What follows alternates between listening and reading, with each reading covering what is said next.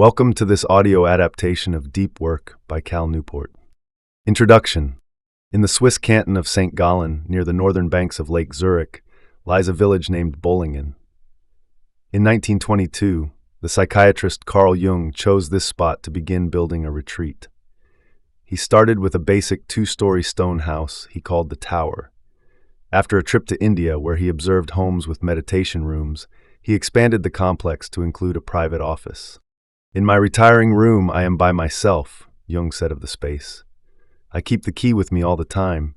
No one else is allowed in there except with my permission." In his book, Daily Rituals, journalist Mason Curry pieced together Jung's work habits at the Tower. Jung would rise at 7 a.m., enjoy a large breakfast, and then spend 2 hours of completely undistracted writing time in his private office. His afternoons were for meditation or long walks. The Tower had no electricity, so light came from oil lamps and heat from the fireplace.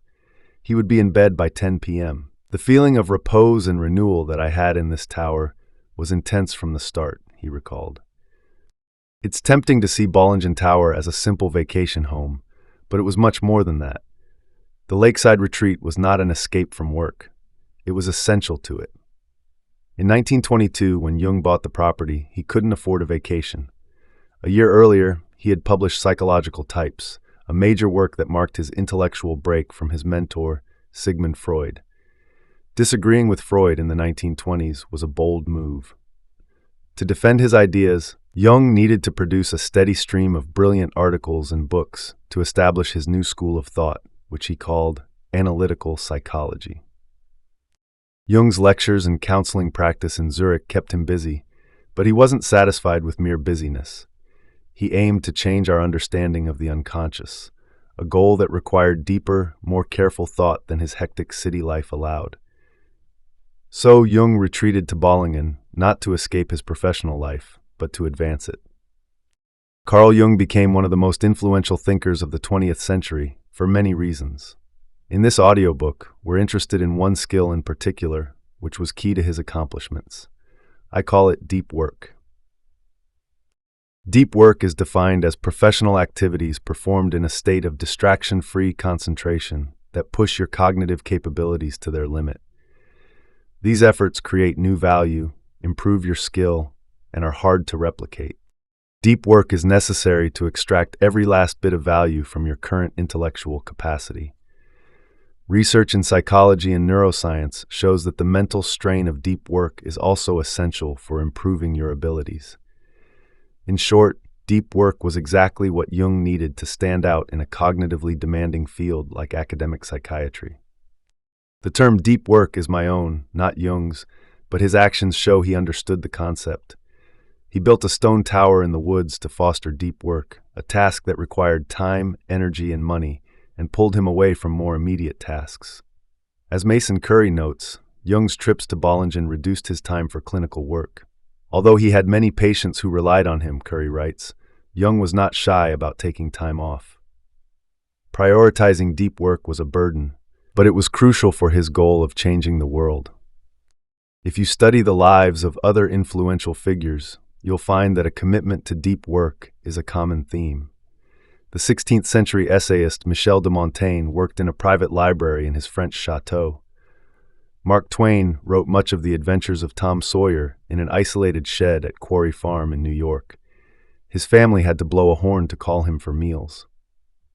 More recently, consider the screenwriter and director Woody Allen.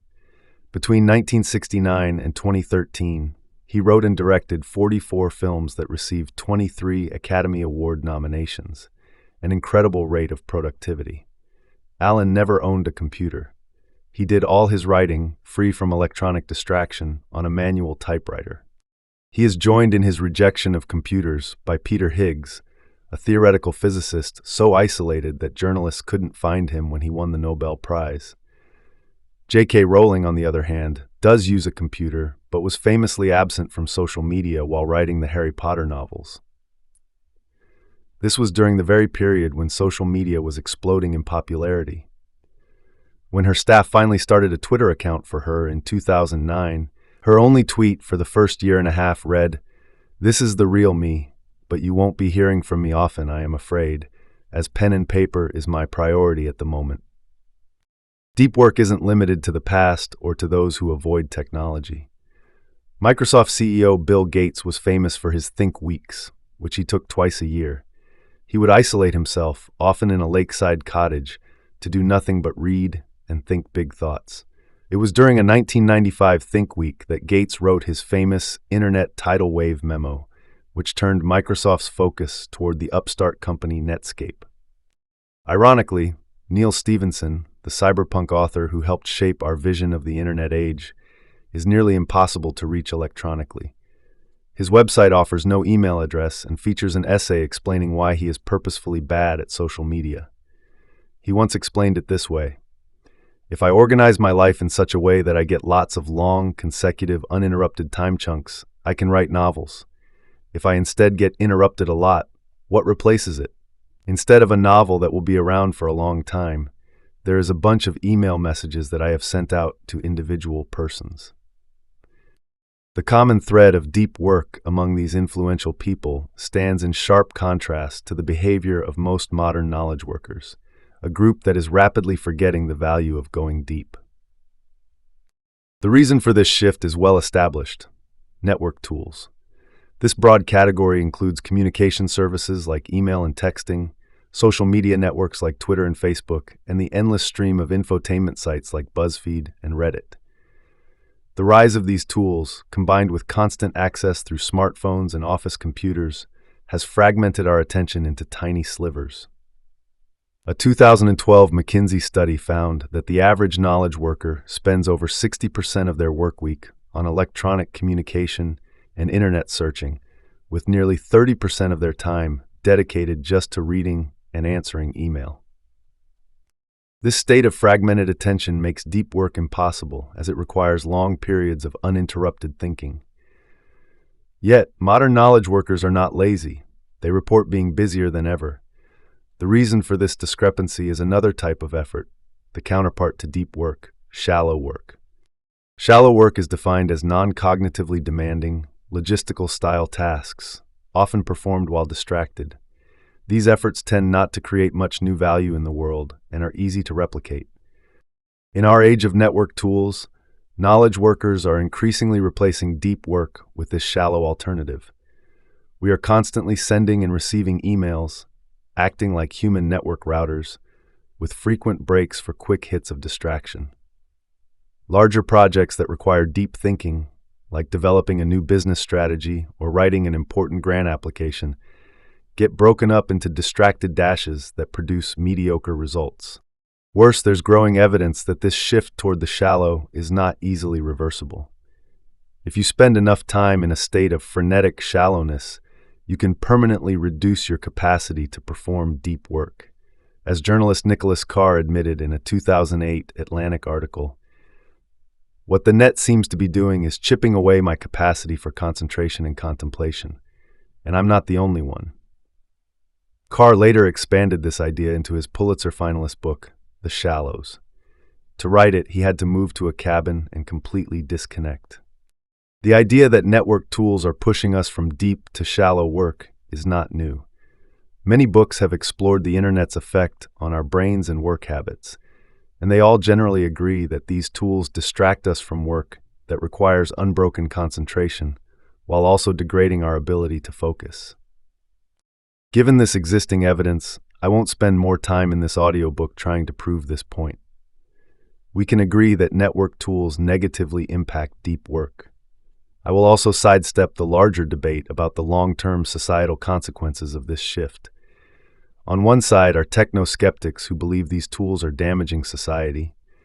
On the other are techno-optimists who argue they are changing society for the better. I don't have a stance in this philosophical debate. My interest is more pragmatic and personal.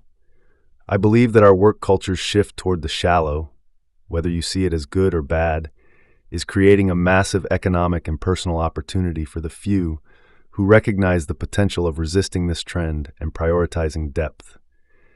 This is an opportunity that was leveraged not too long ago by a bored young consultant from Virginia named Jason Ben. There are many ways to discover that you're not valuable in our economy. For Jason Ben, the lesson came when he realized that most of his responsibilities as a financial consultant could be automated by a simple Excel script. The firm Ben worked for created reports for banks. The process involved hours of manually manipulating data in Excel spreadsheets. When he started, it took Ben up to 6 hours to complete this stage for a single report. This didn't sit well with him. The way it was taught to me, the process seemed clunky and manually intensive, Ben recalls. He knew that Excel had a feature called macros for automating tasks. After reading some articles, he created a new worksheet with a series of macros that reduced the 6-hour manual process to a button click. A task that once took a full workday could now be done in less than an hour. Ben is a smart guy with a degree in economics and career ambitions. He quickly realized those ambitions would be blocked as long as his main skills could be replaced by an Excel macro. He decided he needed to increase his value. After some research, he reached a conclusion. He would quit his job as a human spreadsheet and become a computer programmer. The only problem was, Jason Ben had no idea how to write code. As a computer scientist, I can confirm that programming is hard. Most new developers spend 4 years in college learning the ropes, and even then, competition for good jobs is fierce. Ben didn't have that kind of time. After his Excel epiphany, he quit his job and moved back home. His parents were happy he had a plan, but not so happy that he might be home for a long time. Ben needed to learn a hard skill, and he needed to do it fast. Here, Ben encountered the same problem that holds back many knowledge workers from advancing their careers. Learning something complex like computer programming requires intense, uninterrupted concentration on demanding concepts, the kind of concentration that drove Carl Jung to his tower in the woods. In other words, it's an act of deep work. But as I argued earlier, most knowledge workers have lost their ability to perform deep work, and Ben was no exception. I was always getting on the internet and checking my email. I couldn't stop myself. It was a compulsion, Ben said, describing himself before he quit his finance job. He told me about a time his supervisor asked him to write a business plan. Ben decided to read 5 existing plans to understand what was needed. It was a good idea, but he had a problem. I couldn't stay focused. He admits that on some days, he spent almost every minute, 98% of his time, surfing the web. The business plan project, a chance to distinguish himself early in his career, fell by the wayside. By the time he quit, Ben was well aware of his difficulty with deep work. So when he committed to learning how to code, he knew he also had to teach his mind how to go deep. His method was drastic but effective. I locked myself in a room with no computer, just textbooks, note cards, and a highlighter. He would highlight programming textbooks, transfer the ideas to note cards, and then practice them out loud. These periods free from electronic distraction were hard at first, but Ben gave himself no other option. He had to learn this material, and he made sure there was nothing in the room to distract him. Over time, he got better at concentrating, eventually reaching a point where he could regularly clock 5 or more disconnected hours per day, focused on learning this new hard skill. I probably read something like 18 books on the topic by the time I was done, he recalls. After 2 months of locked-away study, Ben attended the notoriously difficult Dev Boot Camp, a 100-hour-a-week crash course in web programming. With his preparation and his newly honed ability for deep work, Ben excelled. Some people show up not prepared, he said. They can't focus. They can't learn quickly. Only half the students in his program graduated on time. Ben not only graduated, but he was also the top student in his class. The deep work paid off. Ben quickly landed a job as a developer at a San Francisco tech startup with $25 million in funding. When he quit his job as a financial consultant just 6 months earlier, he was making $40,000 a year. His new job as a computer developer paid $100,000, an amount that can grow without limit in the Silicon Valley market. When I last spoke with Ben, he was thriving. As a newfound devotee of deep work, he rented an apartment across the street from his office, allowing him to work early in the morning without distraction. On good days, I can get in 4 hours of focus before the first meeting, he told me, then maybe another 3 to 4 hours in the afternoon, And I do mean focus. No email, no hacker news, just programming. For someone who used to spend up to 98% of his day surfing the web, Jason Ben's transformation is nothing short of astonishing. Jason Ben's story highlights a crucial lesson. Deep work is not some nostalgic practice of writers and philosophers. It's a skill that has great value today. There are two reasons for this value. The first is learning. We live in an information economy that depends on complex systems that change rapidly. Some of the computer languages Ben learned didn't exist 10 years ago and will likely be outdated 10 years from now. To remain valuable, you must master the art of quickly learning complicated things. This requires deep work. If you don't cultivate this ability, you're likely to fall behind. The second reason deep work is valuable is that the digital network revolution cuts both ways. If you can create something useful, your audience is essentially limitless, which greatly magnifies your reward. On the other hand, if what you're producing is mediocre, you're in trouble because it's too easy for your audience to find a better alternative online. Whether you're a programmer, writer, marketer, or entrepreneur, you have to produce the absolute best stuff you're capable of producing, a task that requires depth. The necessity of deep work is a recent development. In an industrial economy, most workers could do just fine without an ability to concentrate without distraction. They were paid to crank out widgets. But as we shift to an information economy, more and more of us are knowledge workers, and deep work is becoming a key currency, even if most haven't recognized it yet. Deep work is a crucial ability for anyone looking to succeed in a competitive global information economy. The real rewards are reserved not for those who are comfortable using Facebook, a shallow task, but for those who are comfortable building the innovative distributed systems that run it, a decidedly deep task. Deep work is what business writer Eric Barker calls the superpower of the 21st century. We've seen two strands of thought, one about the increasing scarcity of deep work and the other about its increasing value. These combine into the core idea of this audiobook. The deep work hypothesis. The ability to perform deep work is becoming increasingly rare at exactly the same time it is becoming increasingly valuable in our economy. As a consequence, the few who cultivate this skill and then make it the core of their working life will thrive. This audiobook has two goals, pursued in two parts.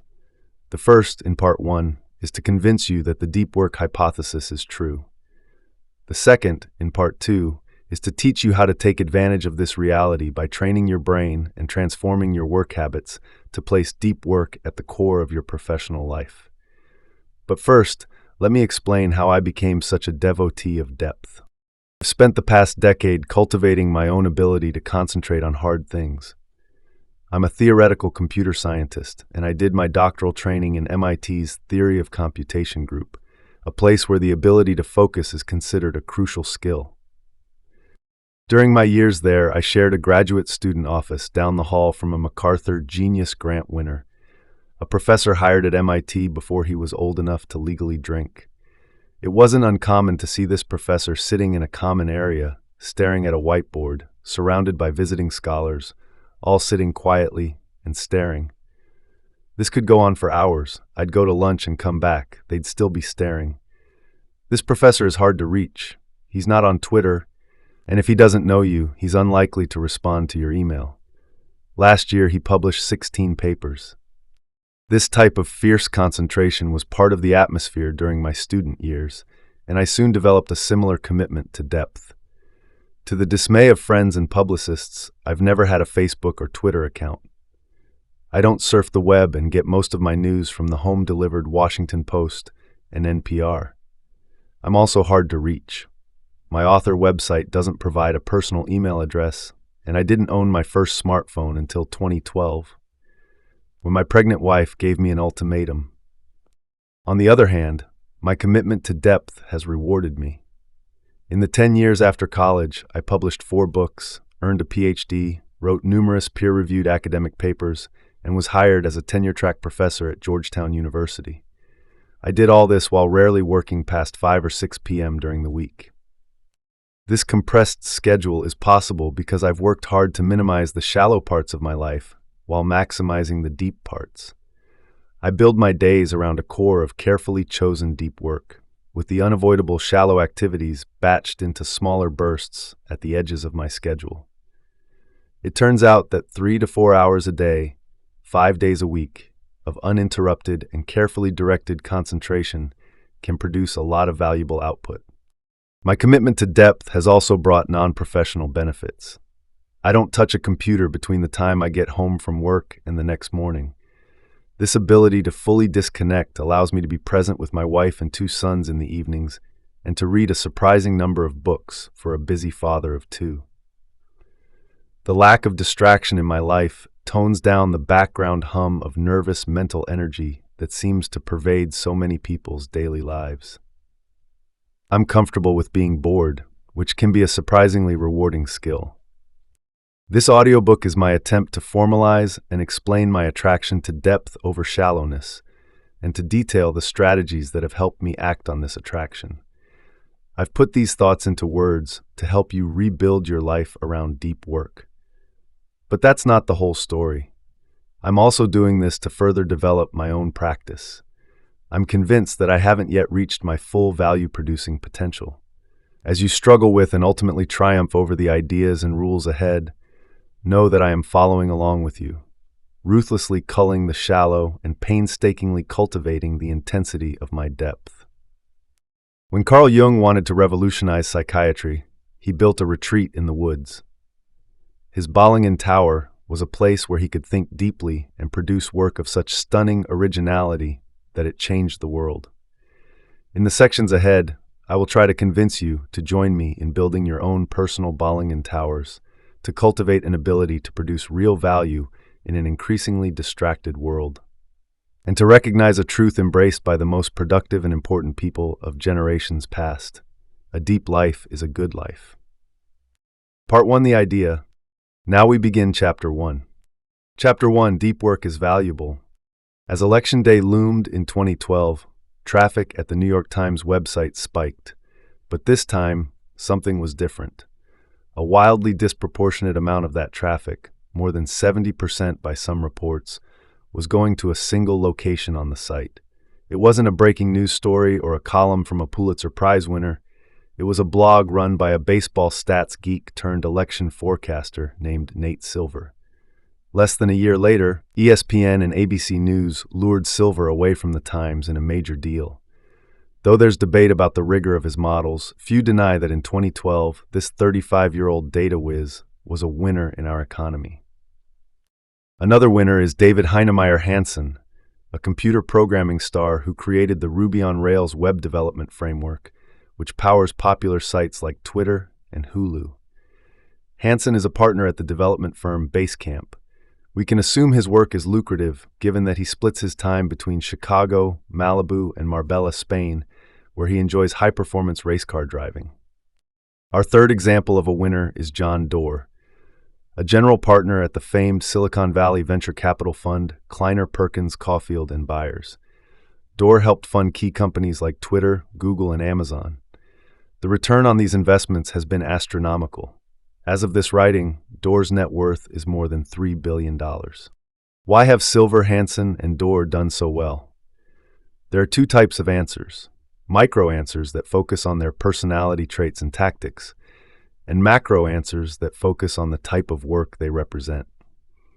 The macro answers are more relevant to our discussion because they better illuminate what our current economy rewards.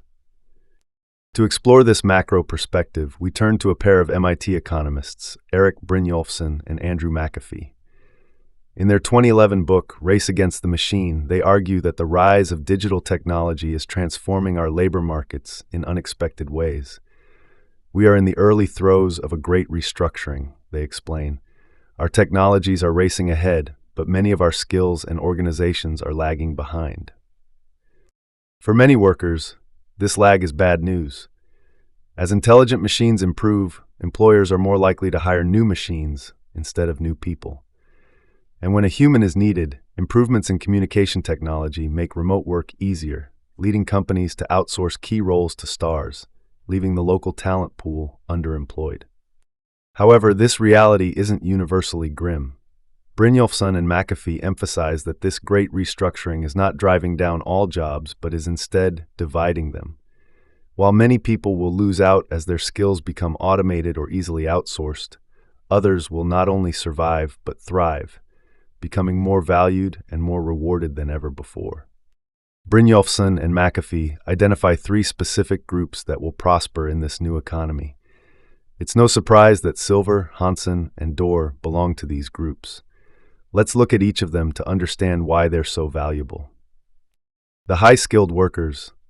First are the high-skilled workers, personified by Nate Silver. While technologies like robotics are automating many low-skilled jobs, other technologies like data visualization and high-speed communications have increased the value of abstract, data-driven reasoning. In other words, those who can work effectively with increasingly complex machines will thrive.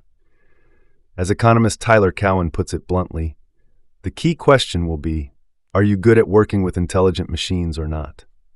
Nate Silver, with his ability to feed data into large databases and run complex simulations, is the epitome of the high-skilled worker. For him, intelligent machines are not an obstacle. They are the foundation of his success. The superstars. The second group predicted to thrive is the superstars, represented by ace programmer David Heinemeier Hansen. High-speed data networks and collaboration tools have eliminated regionalism in many areas of knowledge work. It no longer makes sense to hire a full-time in-house programmer when you can instead hire one of the world's best, like Hansen, for just the time needed to complete a project. This gets you a better result for less money, while Hansen can serve more clients and also end up better off. The fact that Hansen might be working remotely from Spain while your office is in Iowa doesn't matter. This trend holds for many fields where technology enables productive remote work, such as consulting, marketing, and writing. Once the talent market becomes universally accessible, those at the top thrive while the rest suffer. In a 1981 paper, the economist Sherwin Rosen explained the mathematics behind these winner-take-all markets. He modeled talent as having imperfect substitution, meaning that, as he wrote, hearing a succession of mediocre singers does not add up to a single outstanding performance. Talent is not a commodity you can buy in bulk. There's a premium to being the best. When consumers have access to all performers, they will choose the very best, even if the talent advantage is small. The superstar still wins the bulk of the market. The superstar effect now has a much broader application than Rosen could have predicted 30 years ago, and an increasing number of people are now competing with the rock stars of their fields. The owners. The final group that will thrive is epitomized by John Doerr, those with capital to invest in the new technologies driving the Great Restructuring. As Karl Marx understood, access to capital provides massive advantages. The Great Restructuring is a particularly good time to have capital. Bargaining theory in economics argues that when money is made through a combination of capital and labor, the rewards are returned in proportion to the input. As digital technology reduces the need for labor, the proportion of rewards going to the owners of the intelligent machines grows. A venture capitalist today can fund a company like Instagram, which sold for $1 billion while employing only 13 people. The proportion of that wealth that flows back to the machine owners, the venture investors, is without precedent. Let's pull these threads together. Current economic thinking suggests that technology is creating a massive restructuring of our economy. In this new economy, three groups have a particular advantage: those who can work creatively with intelligent machines, those who are the best at what they do, and those with access to capital. If you can join one of these groups, you'll do well. If you cannot, your position is more precarious. The obvious question is, how does one join these winners? I have no secret for quickly amassing capital to become the next John Doerr, but the other two winning groups are accessible. How to access them is the goal we'll tackle next. How to become a winner in the new economy. I've identified two accessible groups poised to thrive: those who can work creatively with intelligent machines and those who are stars in their field. The secret to landing in these lucrative sectors is rooted in two core abilities. Two core abilities for thriving in the new economy. First, the ability to quickly master hard things, and second, the ability to produce at an elite level in terms of both quality and speed. Let's start with the first ability. We've been spoiled by the simple user experience of consumer technologies like Twitter and the iPhone, but these are consumer products, not serious tools. Most of the intelligent machines driving the Great Restructuring are far more complex to master. Consider Nate Silver again. Generating data-driven election forecasts isn't as simple as typing a question into a search box. He uses a large database of poll results and a powerful statistical analysis system called Stata. These are not easy tools. To work with a modern database, you need to understand a language called SQL. For example, a command might look like this: create view cities as select name, population, altitude from capitals, union select name, population, altitude from non-capitals. Understanding how to manipulate databases like this is a subtle and complex skill. Stata, the other tool Silver uses, is also powerful and not intuitive. A description of its recent version mentions features like multi-level GLM, generalized SEM, and blobs. Silver uses this complex software to build intricate models. The point is that intelligent machines are complicated and hard to master. To join the group of those who can work well with them, you must hone your ability to master hard things. And because these technologies change rapidly, this process of mastering hard things never ends. You must be able to do it quickly again and again. This ability to learn hard things quickly is also crucial for becoming a superstar in almost any field, even those with little to do with technology. To become a world-class yoga instructor, for example, you must master an increasingly complex set of physical skills. To summarize, if you can't learn, you can't thrive. Now, let's consider the second core ability, producing at an elite level. Mastering the relevant skills is necessary, but not sufficient. You must then transform that potential into tangible results that people value. Many developers can program well, but David Hansen leveraged this ability to produce Ruby on Rails, the project that made his reputation. This required him to push his skills to their limit and produce unambiguously valuable results. This ability to produce also applies to those looking to master intelligent machines. It wasn't enough for Nate Silver to learn how to manipulate data. He had to use that skill to produce information that a large audience cared about. This brings us to another general observation for joining the winners in our economy. If you don't produce, you won't thrive, no matter how skilled or talented you are. So, how do you cultivate these two core abilities? This brings us to a central thesis of this audiobook. The two core abilities just described depend on your ability to perform deep work. If you haven't mastered this foundational skill, you'll struggle to learn hard things or produce at an elite level. The connection isn't immediately obvious, so let's take a closer look at the science of learning, concentration, and productivity. Deep work helps you quickly learn hard things. Antonin Dalmas Sertalanges, a Dominican friar from the early 20th century, wrote, "Let your mind become a lens, thanks to the converging rays of attention. Let your soul be all intent on whatever it is that is established in your mind as a dominant, wholly absorbing idea." Sertalanges' book, The Intellectual Life, was a guide to the development and deepening of the mind. He argued that to advance your understanding, you must tackle relevant topics systematically, using your converging rays of attention to uncover truth. In other words, he taught that to learn requires intense concentration. This idea was ahead of its time. What Sertalanges discovered in the 1920s would take academia another 7 decades to formalize. This formalization began in the 1970s, when performance psychology started to explore what separates experts from everyone else. In the early 1990s, Professor K. Anders Ericsson pulled this research together and gave it a punchy name: deliberate practice. Ericsson made a powerful claim. The differences between expert performers and normal adults are not innate. Instead, they reflect a lifelong period of deliberate effort to improve performance in a specific domain. This research challenges the myth of the prodigy. To master a cognitively demanding task requires this specific form of practice, with few exceptions for natural talent.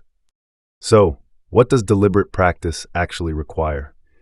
Its core components are, first, that your attention is focused tightly on a specific skill or idea you're trying to master, and second, that you receive feedback to correct your approach.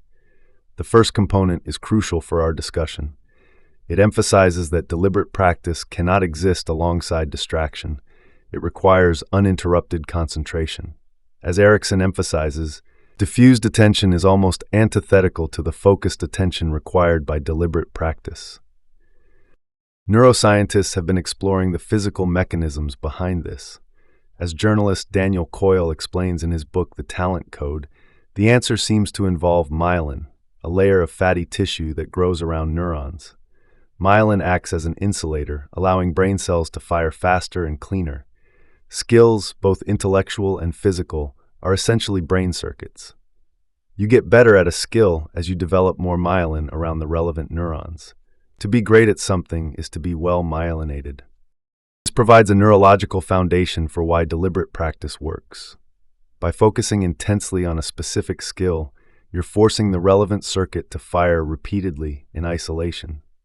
This triggers cells called oligodendrocytes to wrap layers of myelin around those neurons, effectively cementing the skill.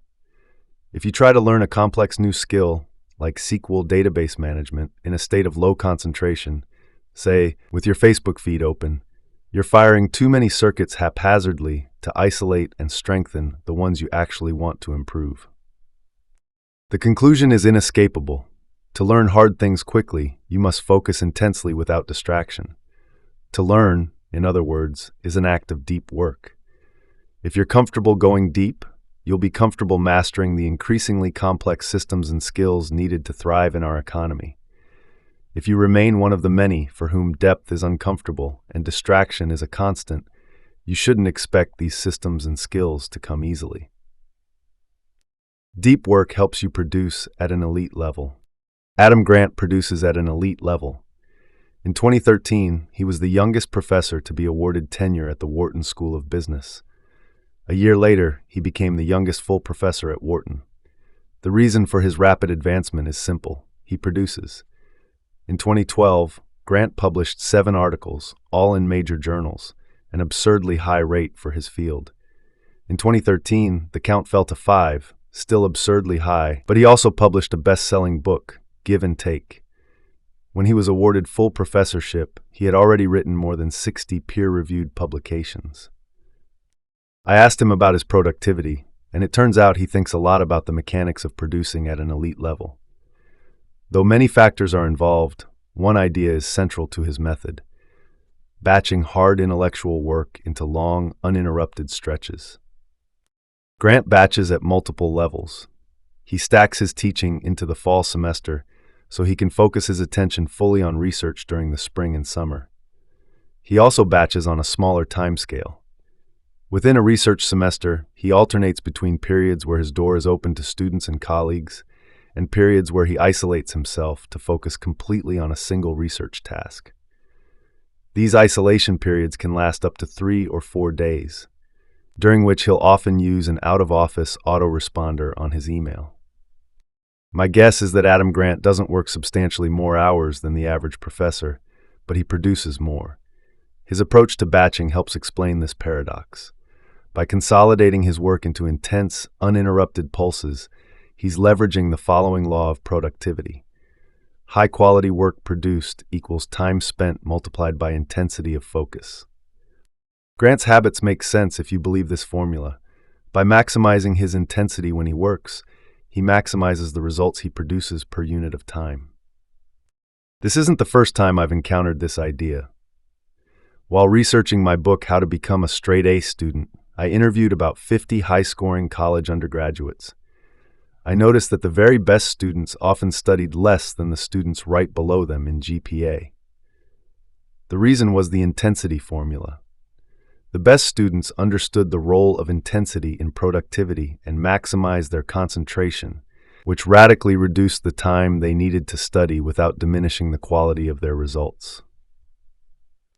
The example of Adam Grant implies this formula applies beyond just academics. But why? An interesting explanation comes from Sophie Leroy, a business professor at the University of Minnesota. In a 2009 paper, she introduced an effect she called attention residue. She noted that while researchers had studied the effects of multitasking, in the modern office it's more common to switch between tasks sequentially. The problem with this work strategy is that when you switch from task A to task B, your attention doesn't immediately follow. A residue of your attention remains stuck on the original task.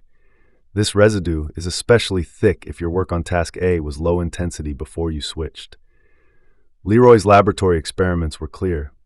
People experiencing attention residue after switching tasks are likely to demonstrate poor performance on that next task. And the more intense the residue, the worse the performance.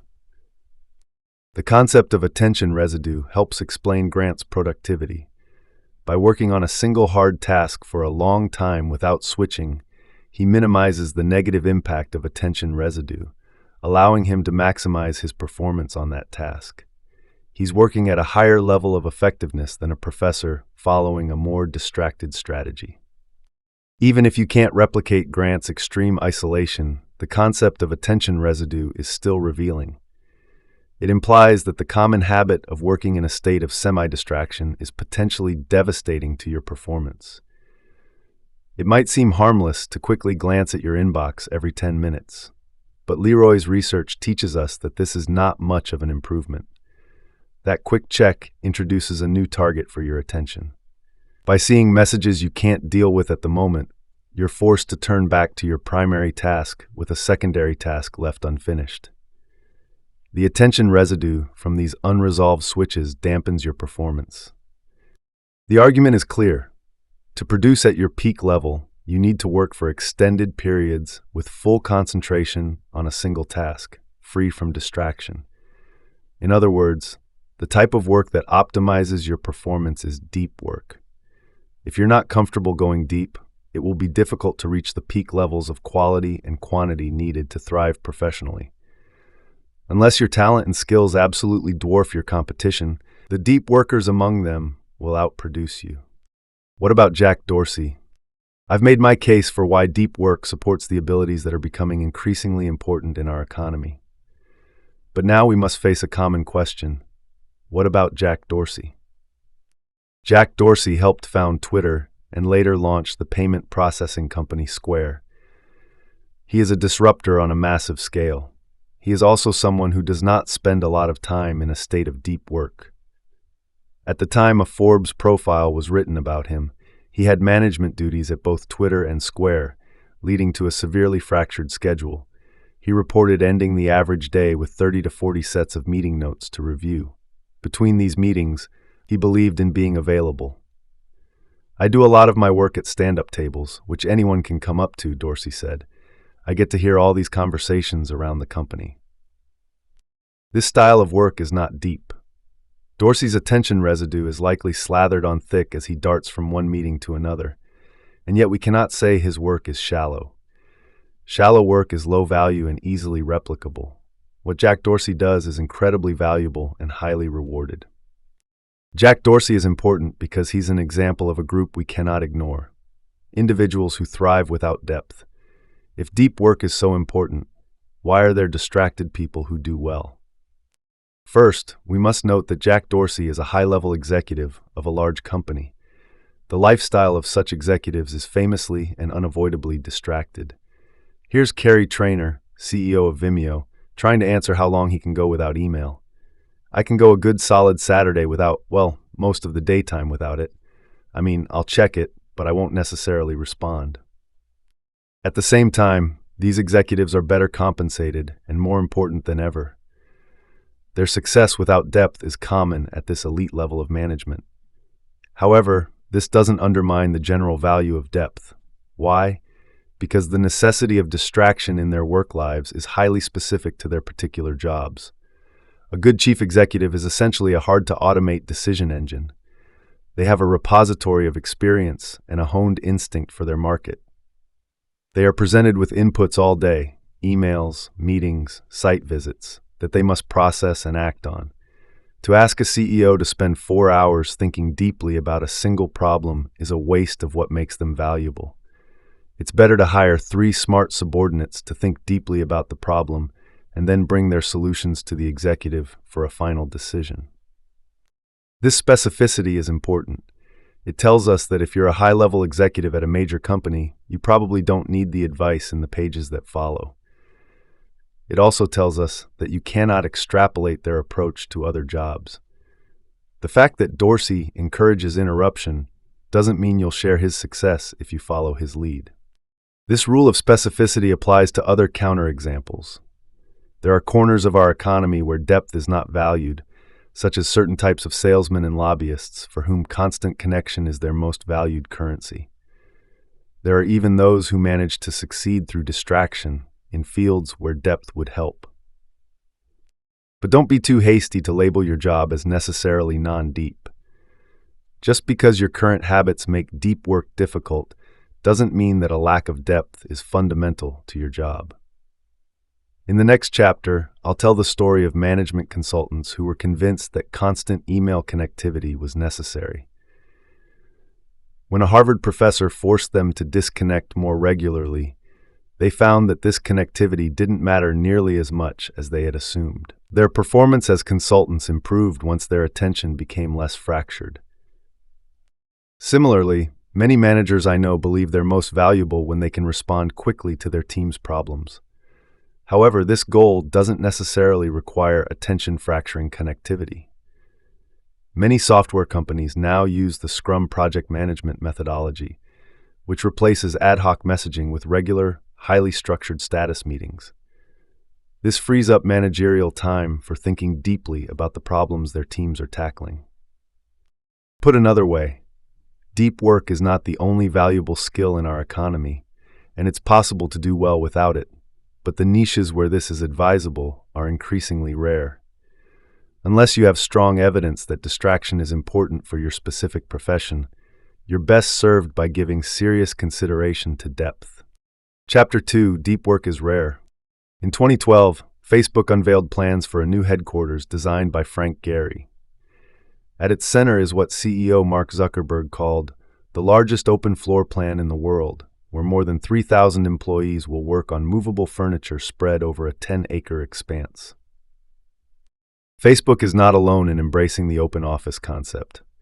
When Jack Dorsey, whom we met in the last chapter, bought a building to house Square, he configured the space so that his developers work in common areas on long shared desks.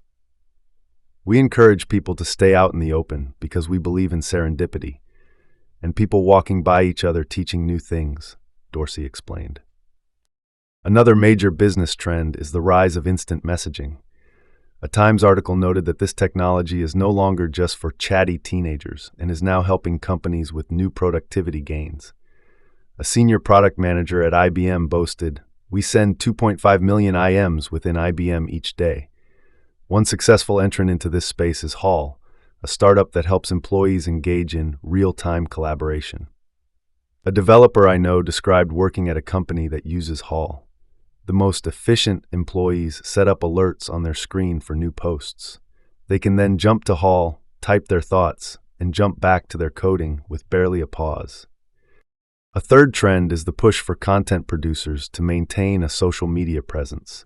The New York Times now encourages its employees to tweet, a practice adopted by more than 800 of its writers, editors, and photographers. When the novelist Jonathan Franzen called Twitter a coercive development, he was widely ridiculed as out of touch.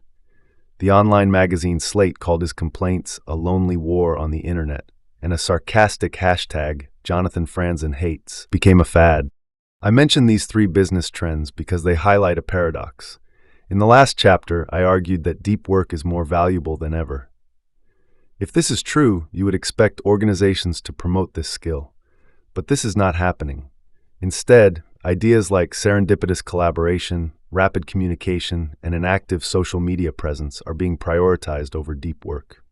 It's bad enough that these trends are prioritized ahead of deep work, but many of them actively decrease one's ability to go deep. Open offices, for example, might create more opportunities for collaboration, but they do so at the cost of massive distraction. A neuroscientist who ran experiments for a British TV special said, "If you are just getting into some work and a phone goes off in the background, it ruins what you are concentrating on. Even though you are not aware at the time, the brain responds to distractions. Similar issues apply to real-time messaging. While email inboxes distract you only when you choose to open them, instant messenger systems are meant to be always active, magnifying the impact of interruption. Gloria Mark, an expert on attention fragmentation, found in a study that an interruption, even if short, significantly delays the total time required to complete a task. Forcing content producers onto social media also has negative effects. Serious journalists need to focus on diving into complicated sources and crafting persuasive prose.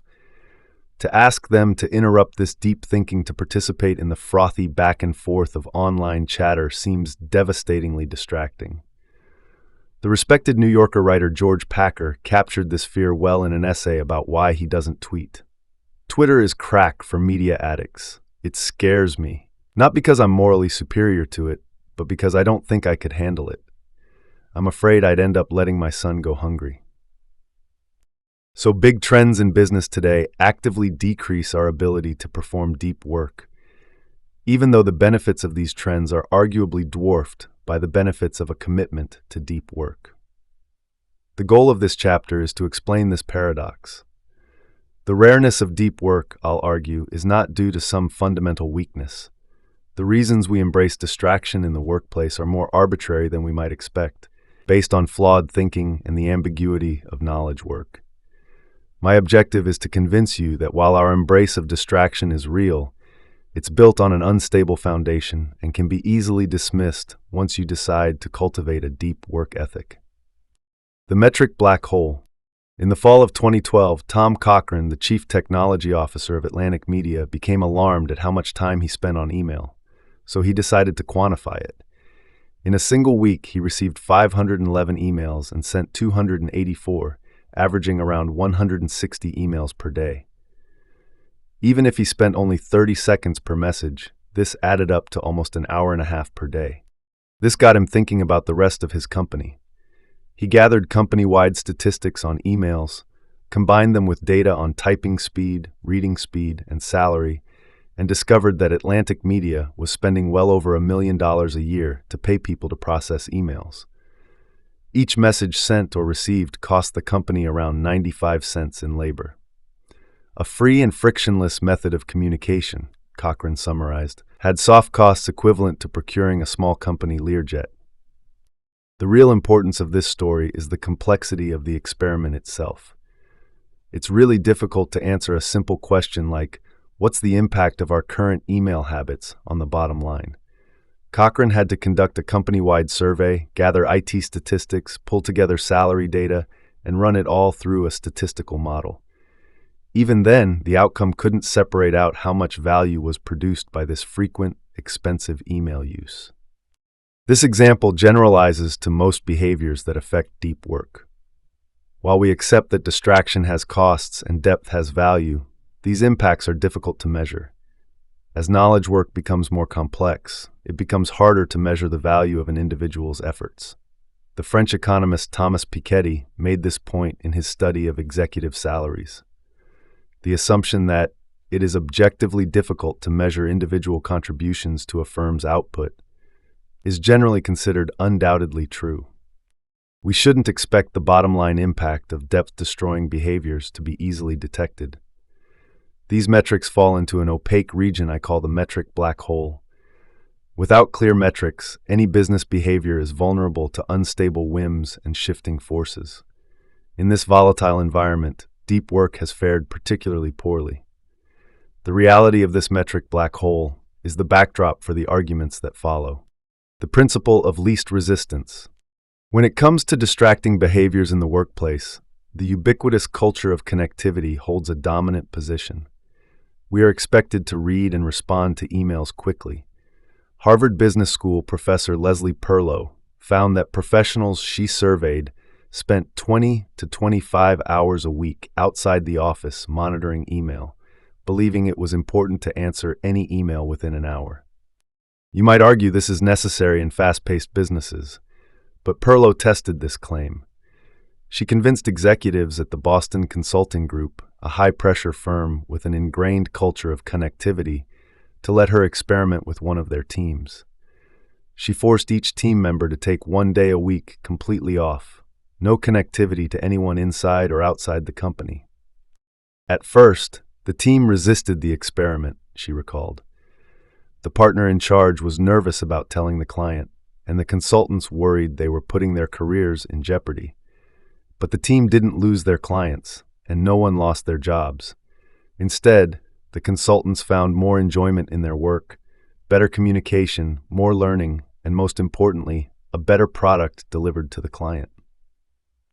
This raises an interesting question.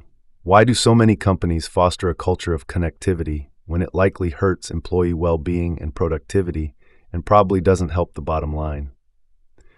The answer can be found in the following reality of workplace behavior. The principle of least resistance. In a business setting, without clear feedback on the impact of various behaviors to the bottom line, we will tend toward behaviors that are easiest in the moment. The culture of connectivity persists because it's easier. First, it's easier when you can get an immediate answer to a question. If you couldn't count on a quick response, you'd have to do more advanced planning and be more organized. This would make your day-to-day working life harder, even if it produced a better outcome in the long term. Second, a culture of connectivity makes life easier because it allows you to run your day out of your inbox, responding to the latest message while feeling satisfyingly productive. If email were moved to the periphery of your workday, you'd be required to use a more thoughtful approach to figuring out what you should be working on. This type of planning is hard. It's significantly easier to just chime in on the latest CC'd email thread. Constant connectivity is just one of many business behaviors antithetical to depth that thrive because, in the absence of metrics, we fall back on what's easiest. Consider the common practice of regularly scheduled project meetings. These meetings fracture schedules and make sustained focus impossible. Why do they persist? They're easier. They become a simple, if blunt, form of personal organization. Also, consider the frustratingly common practice of forwarding an email with a short, open-ended question like, "Thoughts?" These emails take the sender seconds to write, but can command minutes or even hours of attention from the recipients. A little more care from the sender could significantly reduce the overall time spent.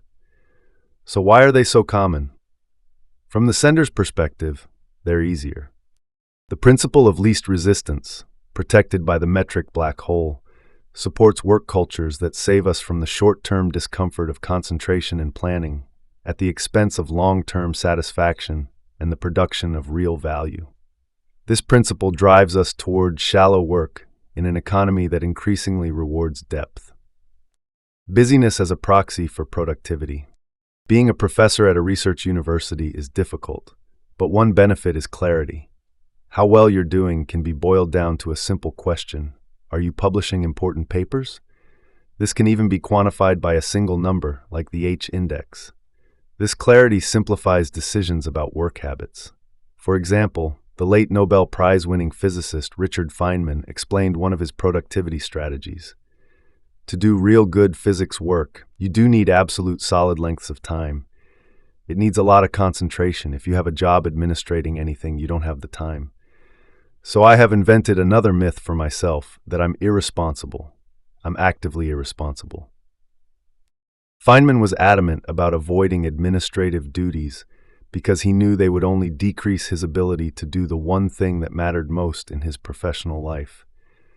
Clarity about what matters provides clarity about what does not. Most knowledge workers, however, do not share this transparency. As social critic Matthew Crawford describes, managers themselves inhabit a bewildering psychic landscape and are made anxious by the vague imperatives they must answer to. This creates problems for many knowledge workers. They want to prove they are productive, but they're not entirely clear what that means. They have no rising H-index or rack of repaired motorcycles to point to as evidence of their worth. To overcome this gap, many seem to turn back to the last time when productivity was more universally observable, the industrial age, where productivity was unambiguous, widgets created per unit of time. It seems that in today's business landscape, many knowledge workers are turning toward this old definition of productivity to solidify their value. Knowledge workers are tending toward increasingly visible busyness because they lack a better way to demonstrate their value. Let's give this tendency a name. Busyness as proxy for productivity. In the absence of clear indicators of what it means to be productive and valuable in their jobs, many knowledge workers turn back toward an industrial indicator of productivity, doing lots of stuff in a visible manner. This mindset explains the popularity of many depth-destroying behaviors. If you send and answer emails at all hours, attend meetings constantly, or weigh in on instant message systems within seconds, all of these behaviors make you seem busy in a public manner. If you're using busyness as a proxy for productivity, these behaviors can seem crucial for convincing yourself and others that you're doing your job well. This mindset is not necessarily irrational. In 2013, Yahoo's CEO Marissa Mayer banned employees from working at home after checking server logs and finding that employees working from home didn't sign in enough. She was, in a sense, punishing them for not spending more time checking email. If you're not visibly busy, she signaled, I'll assume you're not productive. Viewed objectively, however, this concept is anachronistic. Knowledge work is not an assembly line. Extracting value from information is often at odds with busyness, not supported by it. Remember Adam Grant, the academic who became the youngest full professor at Wharton by repeatedly shutting himself off from the outside world to concentrate on writing. Such behavior is the opposite of being publicly busy. If Grant worked for Yahoo, Marissa Mayer might have fired him. But his deep strategy produced a massive amount of value. The potent mixture of job ambiguity and a lack of metrics allows behavior that seems ridiculous when viewed objectively to thrive in the bewildering psychic landscape of our daily work.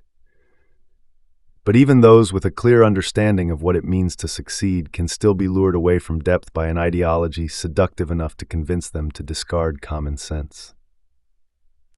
The cult of the internet. Consider Alyssa Rubin.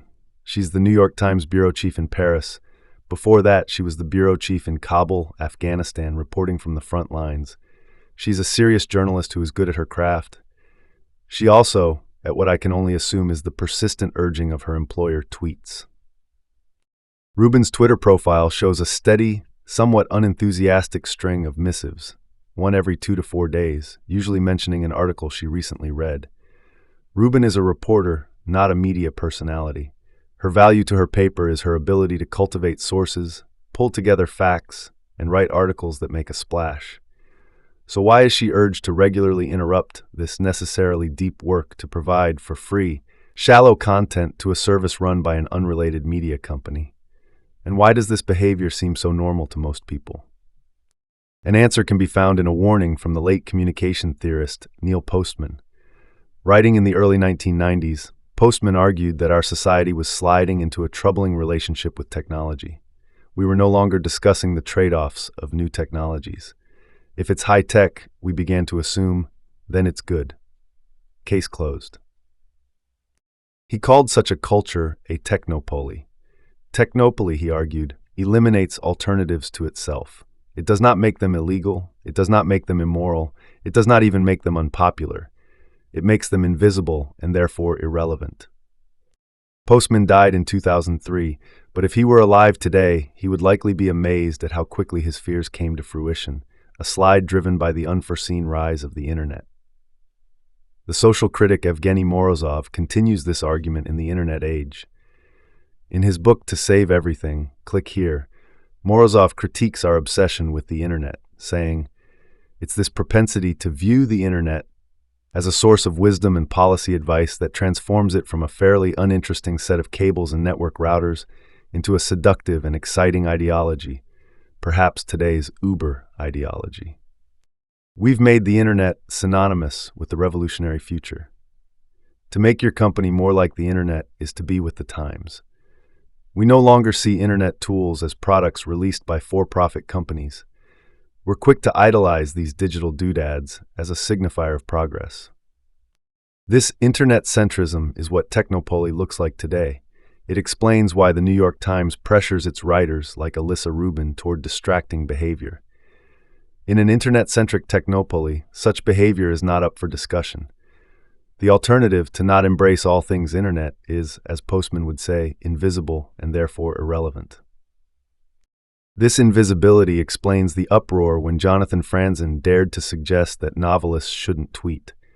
It riled people not because they disagreed with his conclusion, but because it surprised them that anyone would suggest the irrelevance of social media. Perhaps the universal reach of this mindset is best captured by an experience I had on my commute. Waiting at a light, I idled behind a truck from a refrigerated supply chain logistics company, a complex, old-school industry. What struck me was a graphic affixed to the back of the truck that read, "Like us on Facebook."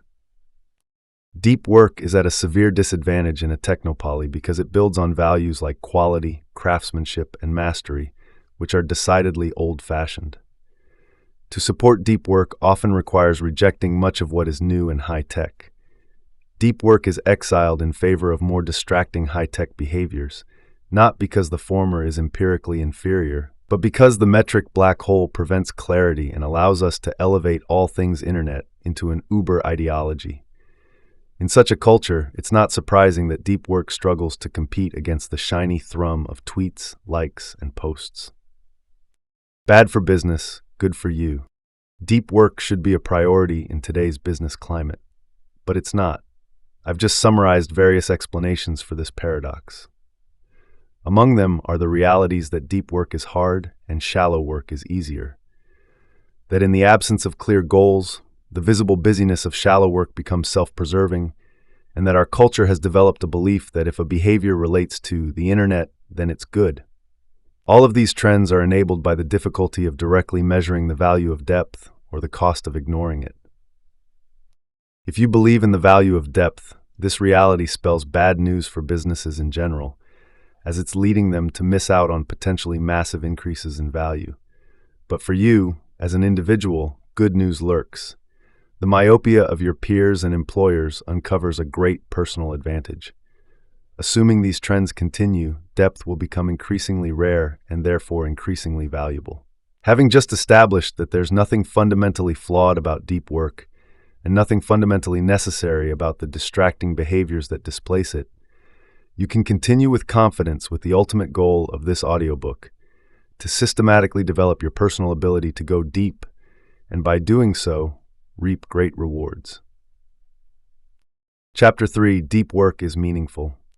Rick Furr is a blacksmith who specializes in ancient and medieval metalworking practices. I do all my work by hand and use tools that multiply my force without limiting my creativity or interaction with the material, he explains. What may take me 100 blows by hand can be accomplished in one by a large swagging machine. This is the antithesis of my goal. A 2012 PBS documentary provides a glimpse into Furr's world. He works in a converted barn in Wisconsin farm country. The setting is idyllic, but the work seems brutish. In the documentary, Furr is recreating a Viking-era sword. He begins by smelting crucible steel, an unusually pure form of metal for the period. The result is an ingot, not much bigger than a few stacked smartphones, which must then be shaped and polished into a long sword blade. This part, the initial breakdown, is terrible, Furr says as he methodically heats and hammers the ingot. It will take 8 hours of this hammering to complete the shaping. But as you watch him work, you see it's not dreary whacking. Every hit is carefully controlled. He peers intently at the metal, turning it just so for each impact. You have to be very gentle with it or you will crack it, he explains. After a few more strikes, he adds, you have to nudge it. Slowly it breaks down, then you start to enjoy it. At one point, after hammering out the desired shape, he rotates the metal in a trough of burning charcoal. It's ready, he says. He lifts the sword, red with heat, and plunges it into a pipe of oil to cool it. The blade doesn't crack. He pulls it from the oil, and the residual heat lights the fuel, engulfing the sword in yellow flames. He holds the burning sword above his head, and his admiration is palpable. To do it right, it is the most complicated thing I know how to make. Furr explains, and it's that challenge that drives me. I don't need a sword. but I have to make them. Rick Furrer is a master craftsman whose work requires him to spend most of his day in a state of depth. He is also someone who clearly finds great meaning in his profession. This connection between deep work and a good life is familiar when considering craftsmen. The satisfactions of manifesting oneself concretely in the world through manual competence have been known to make a man quiet and easy, explains Matthew Crawford. But when we shift our attention to knowledge work, this connection becomes muddied. Part of the issue is clarity. Craftsmen like Furrer tackle challenges that are simple to define but difficult to execute. Knowledge work exchanges this clarity for ambiguity. It can be hard to define exactly what a given knowledge worker does. On our worst days, it can seem that all knowledge work boils down to the same exhausting roil of emails and PowerPoint. Another issue is the cacophony of voices attempting to convince knowledge workers to spend more time in shallow activities. Depth-destroying behaviors like immediate email responses and an active social media presence are lauded. No one would fault Rick Furrer for not using Facebook, but if a knowledge worker makes the same decision, they're labeled an eccentric. Just because this connection between depth and meaning is less clear in knowledge work doesn't mean it's non-existent. The goal of this chapter is to convince you that deep work can generate as much satisfaction in an information economy as it does in a craft economy. I will make 3 arguments to support this claim, moving from a neurological perspective to a psychological one, and finally to a philosophical one. The thesis of this chapter is that a deep life is not just economically lucrative, but also a life well lived. A neurological argument for depth. The science writer Winifred Gallagher stumbled onto a connection between attention and happiness after a cancer diagnosis. As she walked away from the hospital, she had a strong intuition. This disease wanted to monopolize my attention, but as much as possible, I would focus on my life instead. The treatment was exhausting, but she noticed that her commitment to focus on what was good in her life, movies, walks, and a 6:30 martini, worked surprisingly well. Her life during this period, which should have been mired in fear, was instead often quite pleasant. Her curiosity piqued. Gallagher set out to better understand the role that attention plays in defining the quality of our life. After 5 years of science reporting, she came away convinced of a grand, unified theory of the mind. Like fingers pointing to the moon, other diverse disciplines similarly suggest that the skillful management of attention is the sine qua non of the good life and the key to improving virtually every aspect of your experience. This concept upends how most people think about their lives. We tend to emphasize our circumstances, assuming that what happens to us determines how we feel. But according to Gallagher, decades of research contradict this. Our brains construct our worldview based on what we pay attention to. If you focus on a cancer diagnosis, your life becomes unhappy and dark. If you focus on an evening martini, your life becomes more pleasant, even though the circumstances are the same. As Gallagher summarizes, who you are, what you think, feel, and do, what you love, is the sum of what you focus on. In her book Wrapped, Gallagher surveys the research supporting this idea. She cites the psychologist Barbara Fredrickson, who found that what you choose to focus on after a disruptive event has a significant impact on your attitude. These simple choices can provide a reset button for your emotions. Scientists can see this effect at the neurological level. Stanford psychologist Laura Carstensen used an fMRI scanner to study the brains of subjects shown positive and negative imagery. For young people, their amygdala, an emotion center, fired with activity at both types of imagery. For the elderly, the amygdala fired only for the positive images. Carstensen hypothesizes that the elderly subjects had trained their prefrontal cortex to inhibit the amygdala in the presence of negative stimuli. They were happier not because their life circumstances were better, but because they had rewired their brains to ignore the negative and savor the positive. We can now use Gallagher's theory to understand the role of deep work in cultivating a good life. If your world is the outcome of what you pay attention to, consider the mental world constructed when you dedicate significant time to deep endeavors.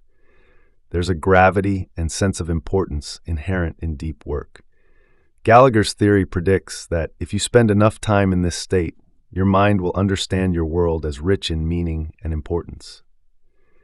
There is also a hidden benefit. Such concentration hijacks your attention, preventing you from noticing the many smaller, less pleasant things that populate our lives. The psychologist Mihaly Csikszentmihalyi explicitly identifies this advantage, emphasizing the benefit of cultivating concentration so intense that there is no attention left over to think about anything irrelevant or to worry about problems. This danger is especially pronounced in knowledge work, which, due to ubiquitous connectivity, generates a devastatingly appealing buffet of distraction. To make this claim more concrete, I'll use myself as a test case. The last 5 emails I sent before writing this chapter included an angry response to a scam email, a discussion of an article with a family member, a conversation about retirement investment strategies, an attempt to arrange a meeting, and a worried discussion about office politics. These emails are a case study of the shallow concerns that vie for your attention. Some are benign, some vaguely stressful, some frustrating, and some explicitly negative. Many knowledge workers spend most of their day interacting with these types of shallow concerns. The habit of frequently checking inboxes ensures these issues remain at the forefront of their attention. Gallagher teaches us that this is a foolhardy way to go about your day, as it ensures your mind will construct an understanding of your working life dominated by stress, irritation, frustration, and triviality. The world of your inbox is not a pleasant world to inhabit. Even if your interactions are always positive, by allowing your attention to drift over the seductive landscape of the shallow, you run the risk of another neurological trap. As Gallagher reports, the idle mind is the devil's workshop. When you lose focus, your mind tends to fix on what could be wrong with your life instead of what's right. A workday driven by the shallow is likely to be a draining and upsetting day. The implication is clear. In work, to increase the time you spend in a state of depth is to leverage the complex machinery of the human brain to maximize the meaning and satisfaction you associate with your working life. As Gallagher concludes, I'll live the focused life because it's the best kind there is. We'd be wise to follow her lead. A psychological argument for depth. Our second argument for why depth generates meaning comes from the work of the psychologist Mihaly Csikszentmihalyi. In the early 1980s, he and his colleague Reed Larson invented a new technique for understanding the psychological impact of everyday behaviors called the experience sampling method, ESM. They outfitted subjects with pagers that would beep at random intervals. When the beeper went off, the subjects would record what they were doing and how they felt. This provided an unprecedented insight into how we actually feel about the beats of our daily lives. Among many breakthroughs, ESM helped validate a theory Csikszentmihalyi had been developing. The best moments usually occur when a person's body or mind is stretched to its limits in a voluntary effort to accomplish something difficult and worthwhile. He calls this mental state flow. This finding pushed back against the conventional wisdom that relaxation makes us happy. The results from his ESM studies revealed that most people have this wrong. Ironically, he wrote, jobs are actually easier to enjoy than free time because, like flow activities, they have built-in goals, feedback rules, and challenges, all of which encourage one to become involved in one's work, to concentrate and lose oneself in it. Free time, on the other hand, is unstructured and requires much greater effort to be shaped into something that can be enjoyed. When measured empirically, people were happier at work and less happy relaxing than they suspected. The more flow experiences that occurred in a given week, the higher the subject's life satisfaction. Human beings, it seems, are at their best when immersed deeply in something challenging. There is overlap between the theory of flow and the ideas of Winifred Gallagher. Both point to the importance of depth over shallowness. Gallagher's writing emphasizes that the content of what we focus on matters. If we give rapt attention to important things and ignore shallow negative things, our working life will feel more important and positive. Csikszentmihalyi's theory of flow, by contrast, is mostly agnostic to the content of our attention. His theory notes that the feeling of going deep is in itself very rewarding. Our minds like this challenge, regardless of the subject. The connection between deep work and flow should be clear. Deep work is an activity well suited to generate a flow state. The phrases Csikszentmihalyi uses to describe what generates flow, stretching your mind to its limits, concentrating, and losing yourself in an activity, all also describe deep work. And as we just learned, flow generates happiness. Combining these two ideas, we get a powerful argument from psychology in favor of depth. Decades of research validate that the act of going deep orders the consciousness in a way that makes life worthwhile. To build your working life around the experience of flow produced by deep work is a proven path to deep satisfaction. A philosophical argument for depth. Our final argument for the connection between depth and meaning requires a philosophical perspective. I'll turn for help to Hubert Dreyfus and Sean Dorrance Kelly. In their 2011 book, All Things Shining, they explore how notions of sacredness and meaning have evolved throughout human history. They are worried about its endpoint in our current era. The world used to be, in its various forms, a world of sacred, shining things, they explain. The shining things now seem far away. What happened? The short answer, they argue, is Descartes. From his skepticism came the radical belief that the individual seeking certainty trumped a god or king bestowing truth. The resulting enlightenment freed many from oppression, but in the metaphysical domain, it stripped the world of the order and sacredness essential to creating meaning. In a post-enlightenment world, we have tasked ourselves to identify what's meaningful, an exercise that can seem arbitrary and induce a creeping nihilism. This problem might seem far removed from our quest for satisfaction, but Dreyfus and Kelly's solution offers rich new insights. Their response to modern nihilism builds on the very subject that opened this chapter, the craftsman. Craftsmanship, they argue, provides a key to reopening a sense of sacredness. They use the example of a master wheelwright. Because each piece of wood is distinct, it has its own personality, they write. The woodworker has an intimate relationship with the wood he works. Its subtle virtues call out to be cultivated and cared for. In this appreciation for the subtle virtues of his medium, the craftsman has stumbled onto something crucial, a source of meaning sited outside the individual. The value is inherent in the wood and the task, not arbitrarily decided by the craftsman. As Dreyfus and Kelly explain, such sacredness is common to craftsmanship. The task of a craftsman, they conclude, is not to generate meaning, but rather to cultivate in himself the skill of discerning the meanings that are already there. This frees the craftsman from the nihilism of autonomous individualism, providing an ordered world of meaning. Returning to the question of professional satisfaction, this interpretation of craftsmanship provides a nuanced understanding of why the work of those like Rick Furr resonates with so many of us. The look of satisfaction on his face as he works is a look expressing appreciation for something elusive and valuable in modernity, a glimpse of the sacred. We can connect this sacredness inherent in traditional craftsmanship to the world of knowledge work. First, there's nothing intrinsic about the manual trades when it comes to generating this meaning. Any pursuit, be it physical or cognitive, that supports high levels of skill can also generate a sense of sacredness. Consider the modern example of computer programming. The coding prodigy Santiago Gonzalez described his work this way. Beautiful code is short and concise, so if you were to give that code to another programmer, they would say, "Oh, that's well-written code." It's much like as if you were writing a poem. The pragmatic programmer, a well-regarded book in the field, makes this connection more directly, quoting the medieval quarry workers' creed in its preface. "We who cut mere stones must always be envisioning cathedrals." The book then elaborates that computer programmers must see their work in the same way. You don't need to be toiling in an open-air barn for your efforts to be considered the type of craftsmanship that can generate this meaning. A similar potential for craftsmanship can be found in most skilled jobs in the information economy.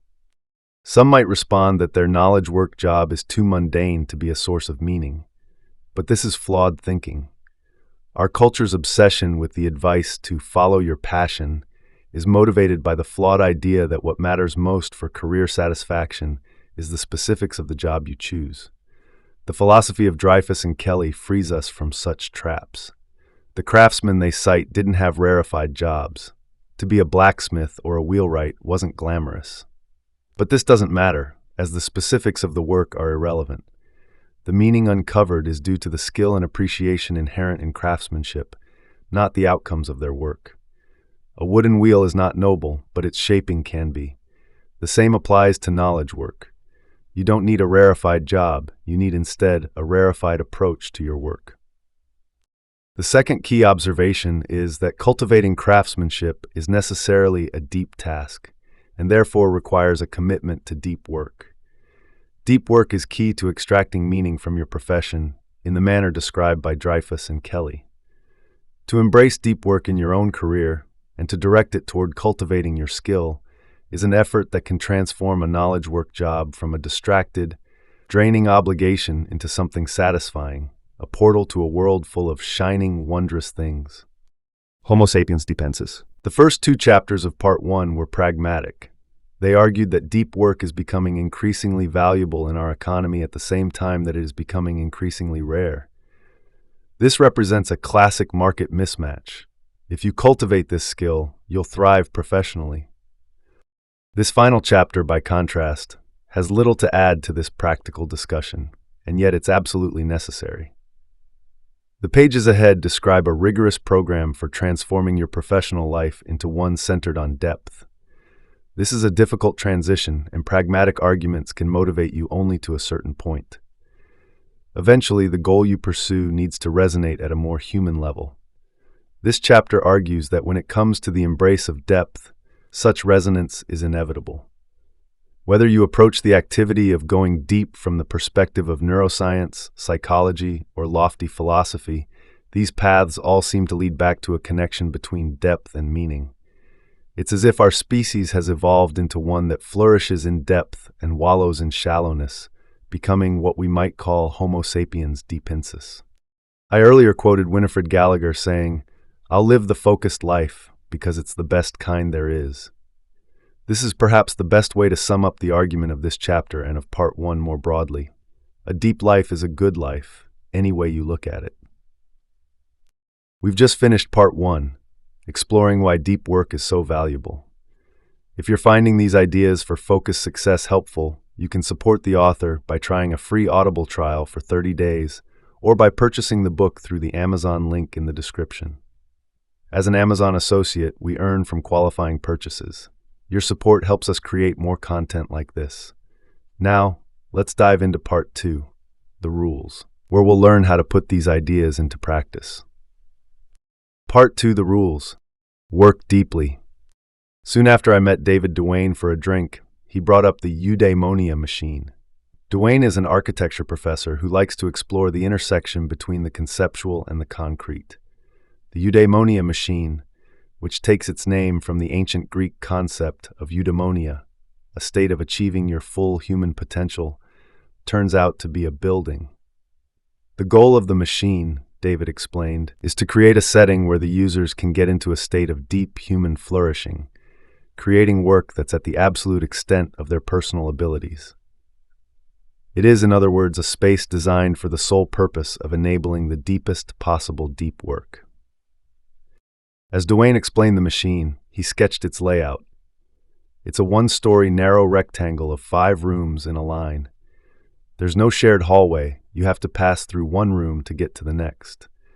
The lack of circulation is critical, Duane explains, because it doesn't allow you to bypass any of the spaces as you get deeper into the machine. The first room off the street is the gallery. It would contain examples of deep work produced in the building, meant to inspire users and create a culture of healthy stress and peer pressure. Next is the salon, with high-quality coffee and perhaps a full bar. There are couches and Wi-Fi. The salon is designed for a mood that hovers between intense curiosity and argumentation, a place to debate and brood. Beyond the salon is the library. This room stores a permanent record of all work produced in the machine, along with books and other resources. Dwayne describes the library as the hard drive of the machine.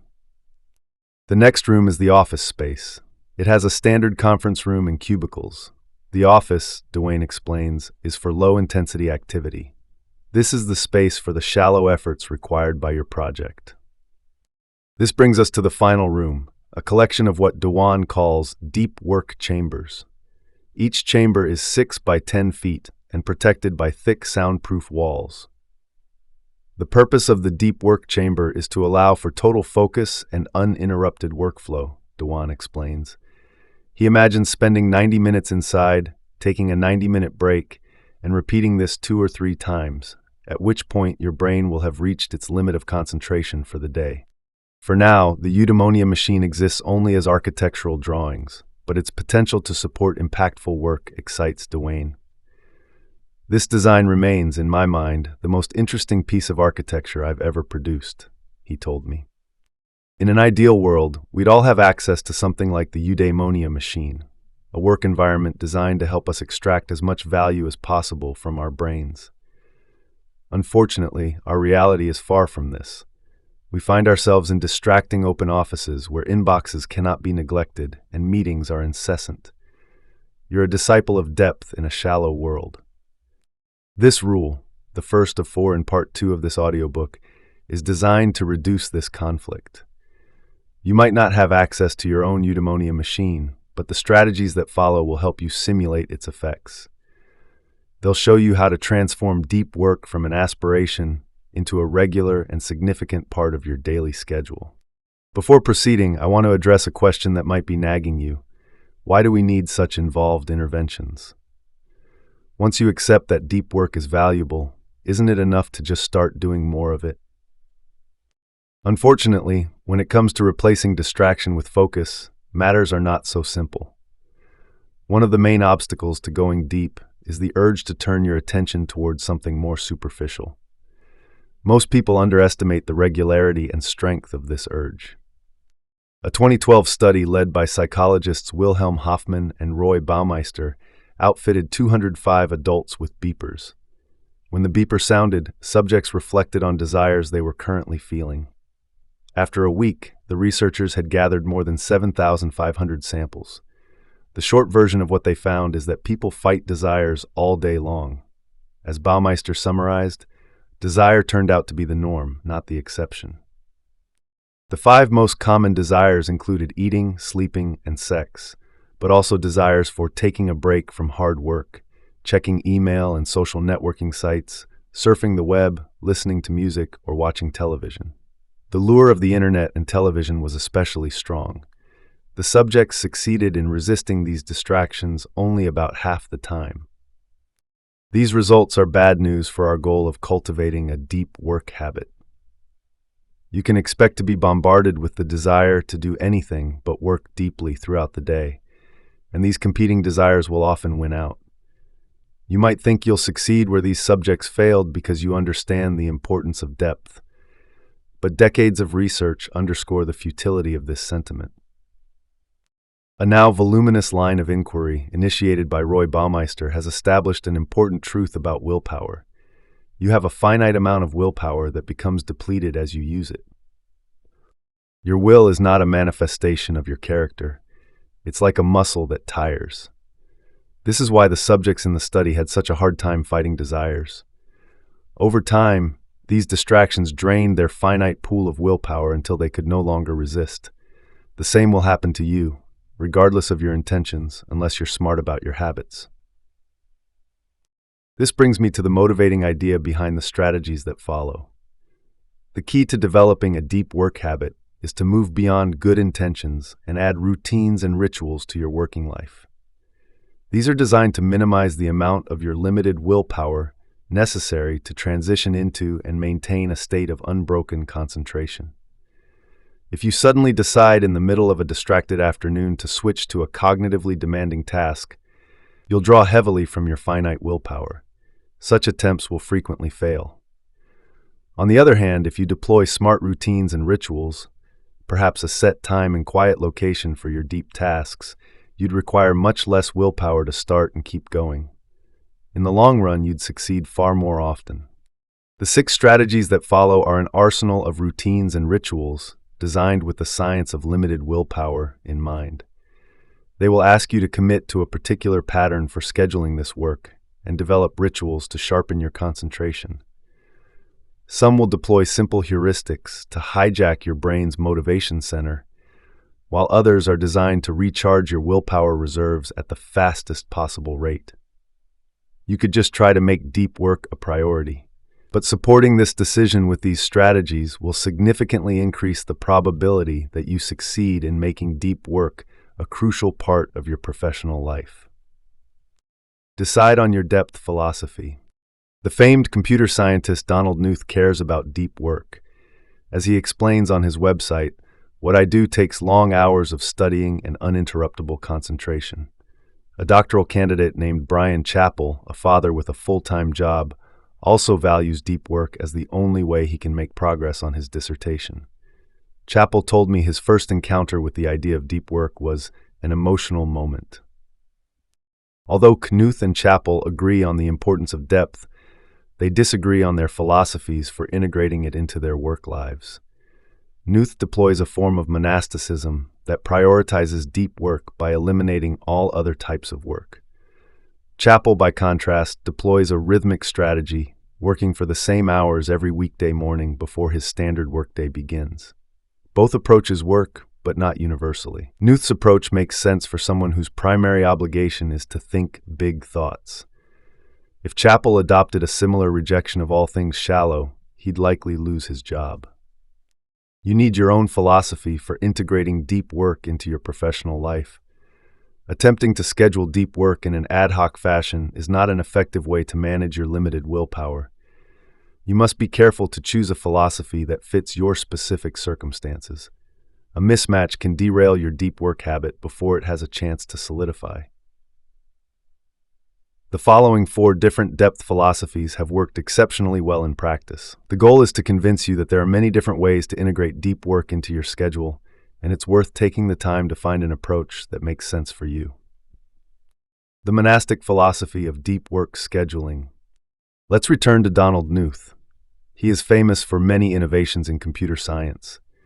He also maintains an aura of infamy for his approach to electronic communication. If you visit his website at Stanford to find his email address, you'll instead discover this note. I have been a happy man ever since January 1st, 1990, when I no longer had an email address. I'd used email since about 1975, and it seems to me that 15 years of email is plenty for one lifetime. Email is a wonderful thing for people whose role in life is to be on top of things, but not for me. My role is to be on the bottom of things. What I do takes long hours of studying and uninterruptible concentration. Knuth acknowledges that he doesn't intend to cut himself off completely. He notes that writing his books requires communication with thousands of people. His solution? He provides a postal mailing address. His administrative assistant sorts through the letters. Anything truly urgent she brings to him promptly. Everything else he handles in a big batch, once every 3 months or so. Knuth deploys what I call the monastic philosophy of deep work scheduling. This philosophy attempts to maximize deep efforts by eliminating or radically minimizing shallow obligations. Practitioners of this philosophy tend to have a well-defined and highly valued professional goal, and the bulk of their success comes from doing this one thing exceptionally well. Knuth's professional goal is to learn certain areas of computer science exhaustively. Then I try to digest that knowledge into a form that is accessible to people who don't have time for such study. Trying to pitch Knuth on the intangible returns of Twitter will fail, as these behaviors don't directly aid his goal. Another person committed to monastic deep work is the acclaimed science fiction writer Neal Stephenson. If you visit his author website, you'll notice a lack of an email or mailing address. In an essay from the early 2000s, Stephenson summarized his communication policy. Persons who wish to interfere with my concentration are politely requested not to do so, and warned that I don't answer email. All of my time and attention are spoken for, several times over. Please do not ask for them. To further justify this policy, he wrote an essay titled "Why I Am a Bad Correspondent." At its core is this decision. The productivity equation is a non-linear one. In other words, this accounts for why I am a bad correspondent. If I organize my life in such a way that I get lots of long, consecutive, uninterrupted time chunks, I can write novels. But as those chunks get separated and fragmented, my productivity as a novelist drops spectacularly. Stevenson sees two mutually exclusive options. Write good novels at a regular rate, or answer a lot of individual emails and attend conferences, and as a result, produce lower quality novels at a slower rate. He chose the former, which requires him to avoid as much shallow work as possible. In my experience, the monastic philosophy makes many knowledge workers defensive. The clarity with which its adherents identify their value touches a raw nerve for those whose contribution is more complex. The pool of individuals to whom this philosophy applies is limited, and that's okay. If you're outside this pool, its radical simplicity shouldn't cause too much envy. On the other hand, if you're inside this pool, someone whose contribution to the world is discrete, clear, and individualized, then you should give this philosophy serious consideration. It might be the deciding factor between an average career and one that will be remembered. The bimodal philosophy of deep work scheduling. This audiobook opened with the story of Carl Jung.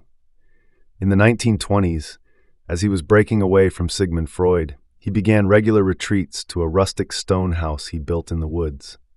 There, he would lock himself in a room every morning to write without interruption.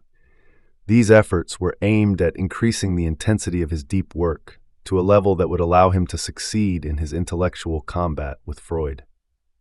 Jung did not deploy a monastic approach to deep work. Donald Knuth and Neil Stephenson attempted to completely eliminate distraction from their professional lives. Jung, by contrast, sought this elimination only during his retreats. The rest of his time was spent in Zurich, where his life was anything but monastic. He ran a busy clinical practice, was an active participant in the Zurich coffeehouse culture, and gave and attended many lectures. Jung's life in Zurich was similar in many ways to the modern hyperconnected digital age knowledge worker. Jung's approach is what I call the bimodal philosophy of deep work. This philosophy asks you to divide your time, dedicating some clearly defined stretches to deep pursuits and leaving the rest open to everything else. During the deep time, the bimodal worker will act monastically, seeking intense and uninterrupted concentration. During the shallow time, such focus is not prioritized. This division can happen on multiple scales. For example, on a weekly scale, you might dedicate a 4-day weekend to depth. On a yearly scale, you might dedicate one season to contain most of your deep stretches. The bimodal philosophy believes that deep work can produce extreme productivity, but only if the subject dedicates enough time to reach maximum cognitive intensity. This is why the minimum unit of time for deep work in this philosophy tends to be at least one full day. A few hours in the morning is too short for an adherent of this approach. At the same time, this philosophy is typically used by people who cannot succeed without substantial commitments to non-deep pursuits. Jung needed his clinical practice to pay the bills and the Zurich coffeehouse scene to stimulate his thinking. Shifting between two modes served both needs well. For a more modern example, consider Adam Grant again. His schedule provides a nice case study of bimodality. On the scale of the academic year, he stacked his courses into one semester to focus the other on deep work. During these deep semesters, he then applied the bimodal approach on a weekly scale. He would take 2 to 4 days to become completely monastic, shutting his door and working on his research without interruption. Outside of these deep sessions, Grant remained famously open and accessible. Those who use the bimodal philosophy admire the productivity of the monastics, but also respect the value they receive from shallow behaviors. The biggest obstacle to implementing this philosophy is that even short periods of deep work require a flexibility that many fear they lack. The idea of disappearing for a day or more might seem impossible, but I suspect bimodal working is compatible with more jobs than you might guess. The study by Leslie Perlow, where management consultants disconnected for a full day each week, showed that the client didn't care.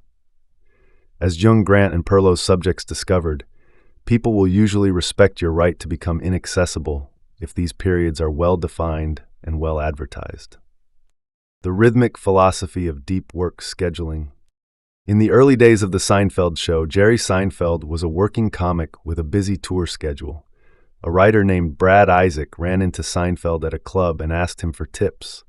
The way to be a better comic was to create better jokes, Seinfeld began, and the way to create better jokes was to write every day. Seinfeld then described a technique he used to maintain this discipline. He keeps a calendar on his wall. Every day that he writes jokes, he crosses out the date with a big red X. After a few days, you'll have a chain, Seinfeld said. Just keep at it, and the chain will grow longer every day. You'll like seeing that chain, especially when you get a few weeks under your belt. Your only job next is to not break the chain. This chain method became a hit among writers and fitness enthusiasts. For our purposes, it provides an example of a general approach to integrating depth into your life, the rhythmic philosophy. This philosophy argues that the easiest way to consistently start deep work sessions is to transform them into a simple, regular habit. The goal is to generate a rhythm that removes the need to invest energy in deciding if and when to go deep. The chain method combines a simple scheduling heuristic, do the work every day, with an easy way to remind yourself, the big red X's on the calendar. Another common way to implement the rhythmic philosophy is to use a set starting time every day for deep work. This eliminates even the simplest scheduling decisions, reducing the barrier to entry. Consider Brian Chappell, the busy doctoral candidate I mentioned earlier. He adopted the rhythmic philosophy out of necessity. After accepting a full-time job and with the arrival of his first child, he found it difficult to find the depth needed for his dissertation. He began with a vague commitment to deep work, trying to schedule 90-minute chunks in an ad hoc manner. This didn't yield much productivity. In a dissertation boot camp, he had produced a full thesis chapter in a single week. After accepting the full-time job, he managed to produce only a single additional chapter in the entire first year. This glacial progress drove Chappell to embrace the rhythmic method. He made a rule that he would wake up and start working by 5:30 every morning. He would work until 7:30, make breakfast, and go to work with his dissertation obligations for the day already done. Pleased with his progress, he soon pushed his wake-up time to 4:45. When I interviewed him, Chappell described his rhythmic approach as both astronomically productive and guilt-free. His routine was producing 4 to 5 pages of academic prose per day. "Who's to say that I can't be that prolific?" he concluded. "Why not me?" The rhythmic philosophy provides an interesting contrast to the bimodal philosophy. It may not achieve the most intense levels of deep thinking favored by the bimodalist, but it works better with the reality of human nature.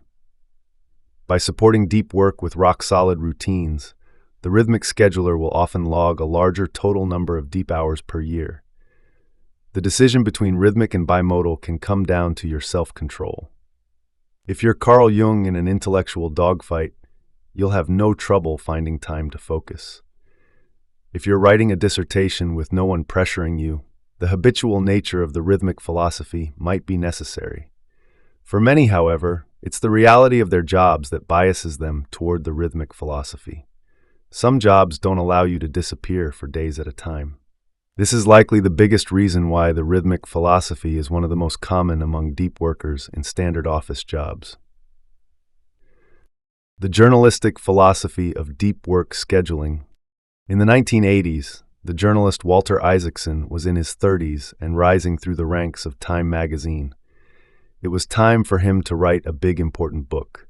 He chose a complicated topic, an intertwined biography of 6 figures who played an important role in early Cold War policy. He teamed up with a fellow Time editor, Evan Thomas, to produce an 864-page epic titled The Wise Men. The book was well received. The New York Times called it a richly textured account. Less than a decade later, Isaacson became the editor of Time. What interests me is not what he accomplished, but how he wrote it. My uncle, John Paul Newport, who was also a journalist in New York at the time, shared a summer beach rental with Isaacson. He remembers Isaacson's impressive work habits. It was always amazing. He could retreat up to the bedroom for a while, when the rest of us were chilling on the patio or whatever, to work on his book. He'd go up for 20 minutes or an hour. We'd hear the typewriter pounding. Then he'd come down as relaxed as the rest of us. The work never seemed to faze him. He just happily went up to work when he had the spare time. Isaacson was methodical. Anytime he could find some free time, he would switch into a deep work mode and hammer away at his book. This is how one can write a 900-page book on the side while becoming one of the country's best magazine writers. I call this approach, in which you fit deep work wherever you can into your schedule, the journalist philosophy. This approach is not for the deep work novice. The ability to rapidly switch your mind from shallow to deep mode doesn't come naturally. Without practice, such switches can seriously deplete your finite willpower reserves. This habit also requires a sense of confidence in your abilities. Isaacson, a respected writer by this point, knew he had the capacity to write an epic biography. This confidence goes a long way in motivating hard efforts.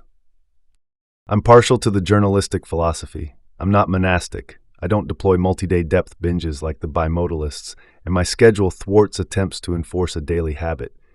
Instead, I face each week as it arrives and do my best to squeeze out as much depth as possible. I should admit that I'm not pure in my application of the journalist philosophy. I tend to map out when I'll work deeply at the beginning of each week, and then refine these decisions at the beginning of each day. By reducing the need to make decisions moment by moment, I can preserve more mental energy for the deep thinking itself. In the final accounting, the journalistic philosophy remains difficult to pull off.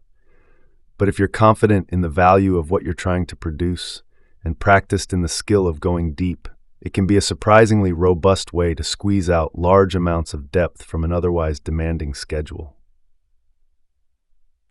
Ritualize. An often overlooked observation about those who use their minds to create valuable things is that they're rarely haphazard in their work habits. Consider the Pulitzer Prize-winning biographer Robert Caro. Every inch of his New York office is governed by rules. Where he places his books, how he stacks his notebooks, even what he wears to the office. Everything is specified by a routine that has varied little over his long career. I trained myself to be organized, he explained. Charles Darwin had a similarly strict structure for his working life while perfecting On the Origin of Species. He would rise at 7, take a short walk, eat breakfast alone, and retire to his study from 8 to 9:30.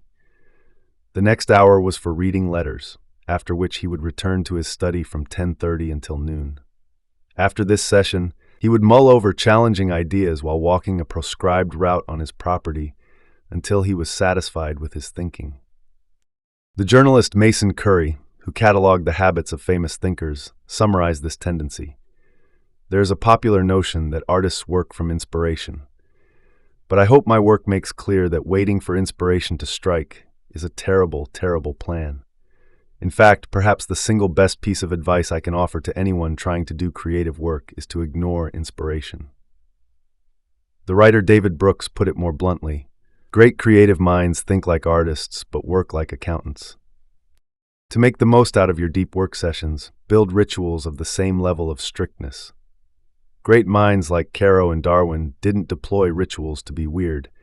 They did so because success in their work depended on their ability to go deep, again and again. Their rituals minimized the friction in this transition, allowing them to go deep more easily and stay in the state longer. If they had instead waited for inspiration, their accomplishments would likely have been greatly reduced. There's no one correct deep work ritual.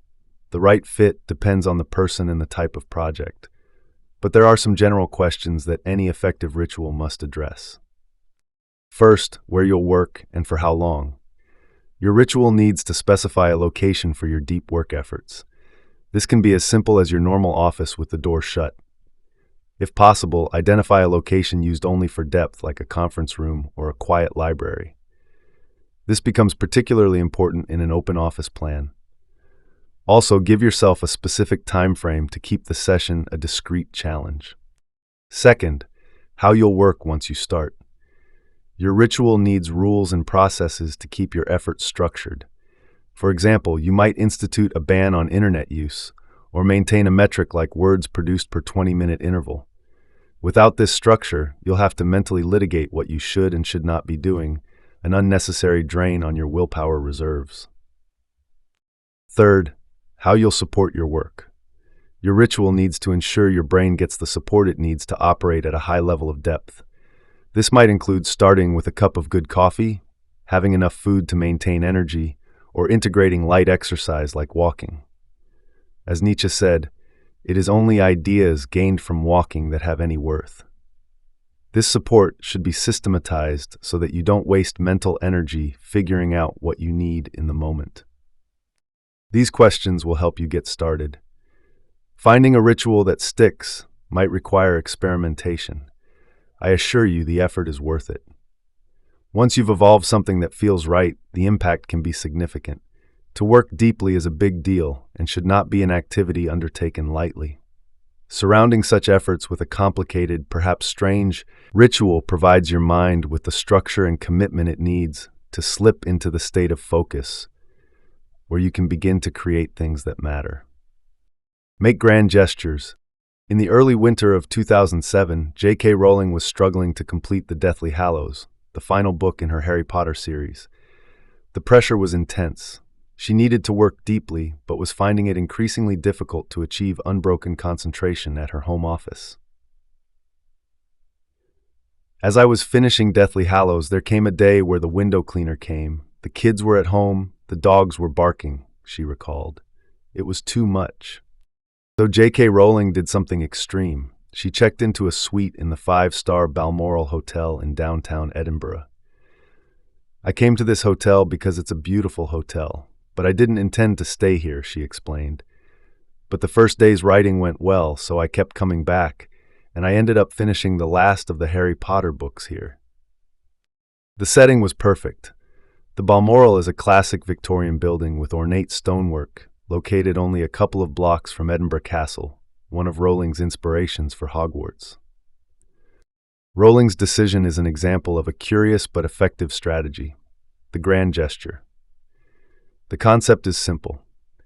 By leveraging a radical change to your normal environment, coupled with a significant investment of effort or money, you increase the perceived importance of the task.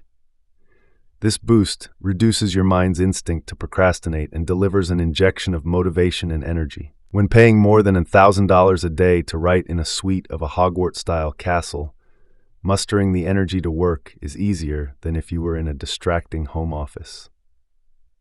The grand gesture strategy comes up often with well-known deep workers. Bill Gates took think weeks, retreating to a cabin with a stack of papers and books to think deeply about big issues. The MIT physicist and novelist Alan Lightman retreats each summer to a tiny island in Maine with no internet or phone service. As he justified, "It's really about 2.5 months that I'll feel like I can recover some silence in my life, which is so hard to find." Not every grand gesture need be so permanent.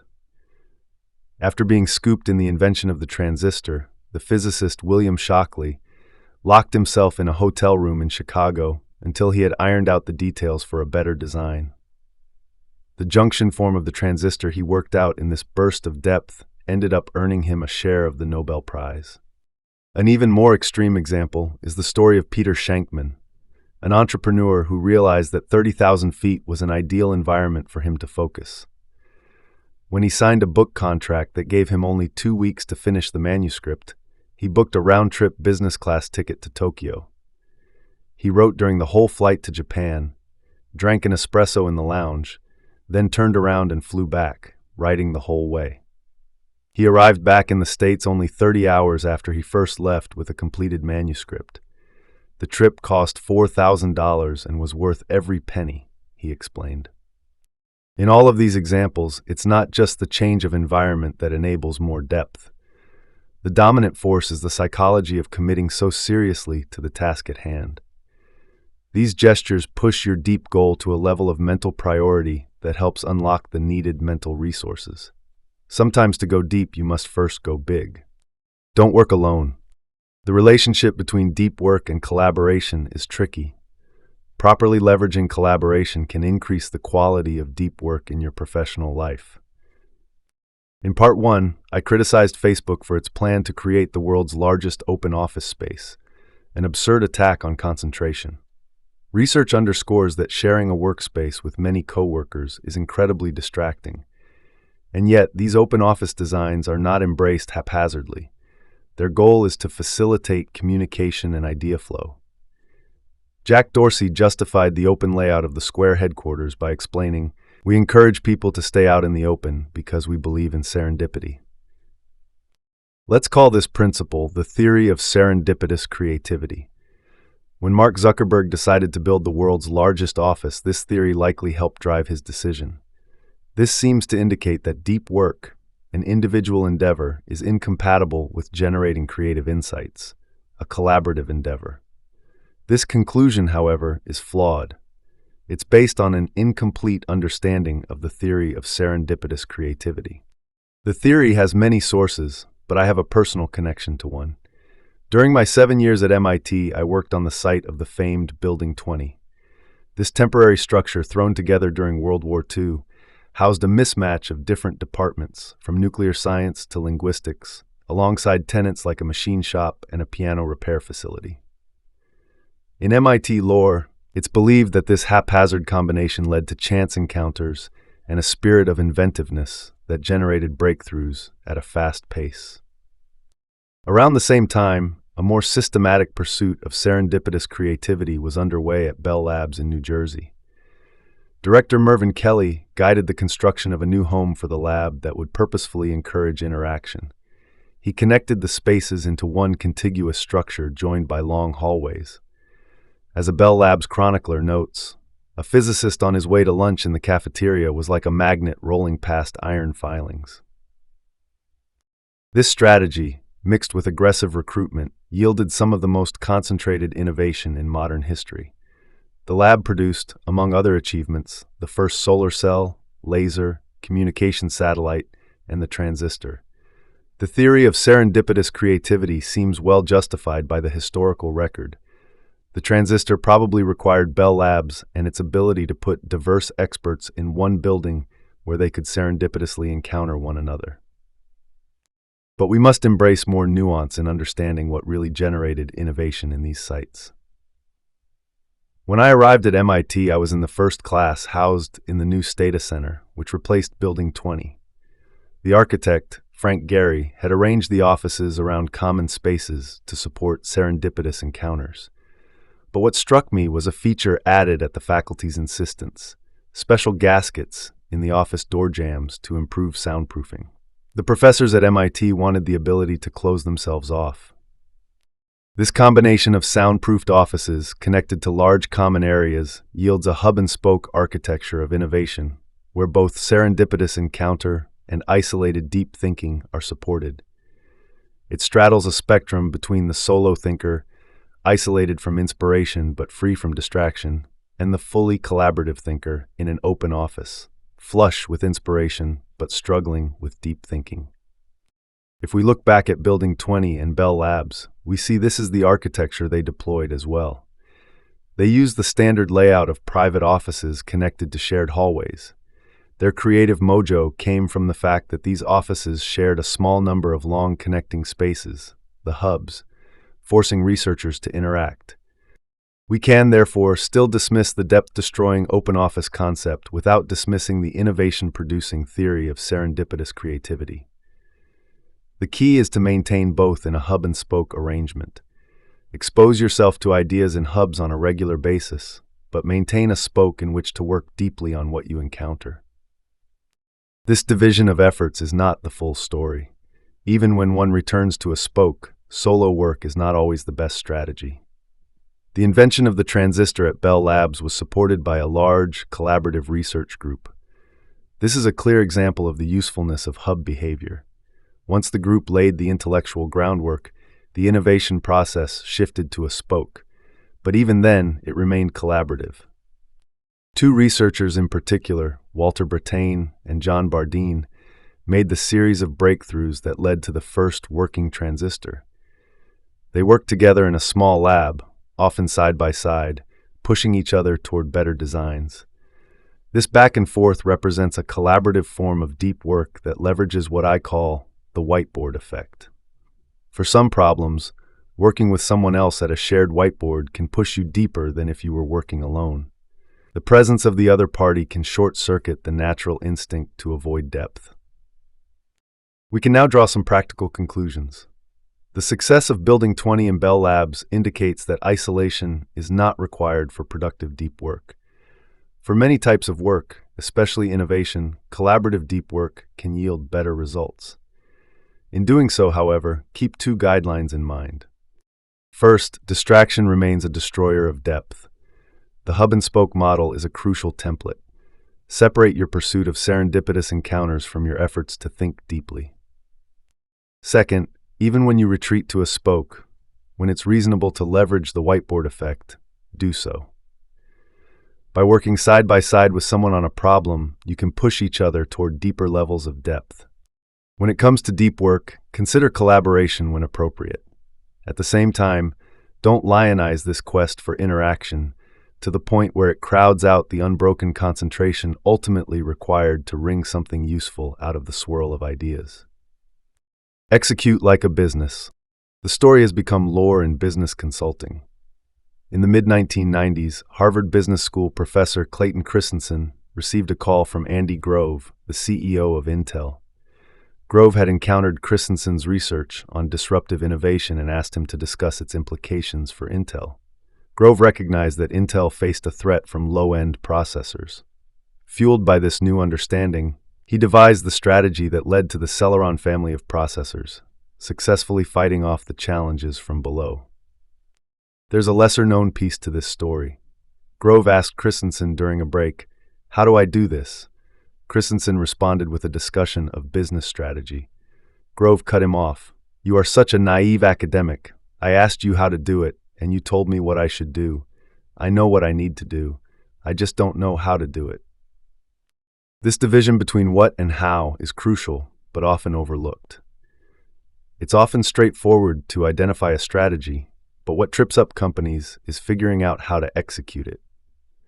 This gap is relevant to my personal quest to spend more time working deeply. Just as Grove had identified the importance of competing in the low-end market, I had identified the importance of prioritizing depth. I needed help figuring out how to execute this strategy. I decided to adapt the 4DX framework, which describes 4 disciplines for helping companies implement high-level strategies. These ideas, forged for big business, seem to apply anywhere. Something important needs to get done against a backdrop of competing obligations. Discipline number 1, focus on the wildly important. As the authors of the 4 disciplines of execution explain, the more you try to do, the less you actually accomplish. Execution should be aimed at a small number of wildly important goals. This simplicity will help focus an organization's energy to a sufficient intensity. For an individual focused on deep work, you should identify a small number of ambitious outcomes to pursue with your deep work hours. The general exhortation to spend more time working deeply doesn't spark much enthusiasm. Instead, having a specific goal that would return tangible professional benefits will generate a steadier stream of enthusiasm. As David Brooks wrote, "If you want to win the war for attention, don't try to say no to the trivial distractions. Try to say yes to the subject that arouses a terrifying longing, and let the terrifying longing crowd out everything else." For example, when I first experimented with 4DX, I set the goal of publishing 5 high-quality peer-reviewed papers in the upcoming academic year. This goal was ambitious and had tangible rewards attached to it, which helped stoke my motivation. Discipline number 2, act on the lead measures. Once you've identified a wildly important goal, you need to measure your success. In 4DX, there are 2 types of metrics: lag measures and lead measures. Lag measures describe the thing you're ultimately trying to improve. The problem with lag measures is that they come too late to change your behavior. Lead measures, on the other hand, measure the new behaviors that will drive success on the lag measures. In other words, lead measures turn your attention to improving the behaviors you directly control in the near future that will have a positive impact on your long-term goals. For an individual focused on deep work, the relevant lead measure is time spent in a state of deep work dedicated toward your wildly important goal. I used to focus on lag measures, like papers published per year. These measures, however, lacked influence on my day-to-day behavior. When I shifted to tracking deep work hours, suddenly these measures became relevant to my day-to-day. Every hour extra of deep work was immediately reflected in my tally. Discipline number 3, keep a compelling scoreboard. People play differently when they're keeping score, the 4DX authors explain. When trying to drive engagement toward a wildly important goal, it's important to have a public place to record and track lead measures. This scoreboard creates a sense of competition and provides a reinforcing source of motivation. For an individual focused on deep work, the scoreboard should be a physical artifact in the workspace that displays the current deep work hour count. In my early experiments, I took a piece of cardstock, divided it into rows for each week of the semester, and taped it to the wall next to my computer monitor. I kept track of the hours spent in deep work with a simple tally of tick marks. To maximize motivation, whenever I reached an important milestone, I would circle the tally mark corresponding to the hour where I finished the result. This served 2 purposes. First, it allowed me to connect, at a visceral level, accumulated deep work hours and tangible results. Second, it helped calibrate my expectations for how many hours of deep work were needed per result. Discipline number 4, create a cadence of accountability. The final step is to put in place a rhythm of regular and frequent meetings of any team that owns a wildly important goal. During these meetings, team members must confront their scoreboard, commit to specific actions to improve the score, and describe what happened with the commitments they made at the last meeting. This is the discipline where execution really happens. For an individual, there's likely no team to meet with, but this doesn't exempt you from the need for regular accountability. I recommend a weekly review in which you make a plan for the week ahead. During my experiments with 4DX, I used a weekly review to look over my scoreboard, celebrate good weeks, understand what led to bad weeks, and most importantly, figure out how to ensure a good score for the days ahead. The 4DX framework is based on the premise that execution is more difficult than strategizing. It's no surprise that these same disciplines can have a similar effect on your personal goal of cultivating a deep work habit. To conclude, let's return to my own example. When I first embraced 4DX, I adopted the goal of publishing 5 peer-reviewed papers in the academic year, an ambitious goal given that I had published only 4 the previous year. The clarity of this goal, coupled with the simple feedback of my lead measure scoreboard, pushed me to a level of depth I hadn't before achieved. In retrospect, it was not so much the intensity of my deep work periods that increased, but their regularity. It was an exhausting year, but it also produced a convincing endorsement for the 4DX framework. By the summer of 2014, I had 9 full papers accepted for publication, more than doubling what I had managed to accomplish in any preceding year. Be lazy. In a 2012 New York Times blog post, the essayist Tim Kreider provided a memorable self-description. I am not busy. I am the laziest ambitious person I know. His distaste for frenetic work was put to the test in the months leading up to that post. I've insidiously started, because of professional obligations, to become busy. Every morning my inbox was full of emails asking me to do things I did not want to do. His solution? He fled to what he calls an undisclosed location, a place with no TV and no internet, where he could remain non-responsive to the small obligations that aggregate to serious injury to his deep work habit.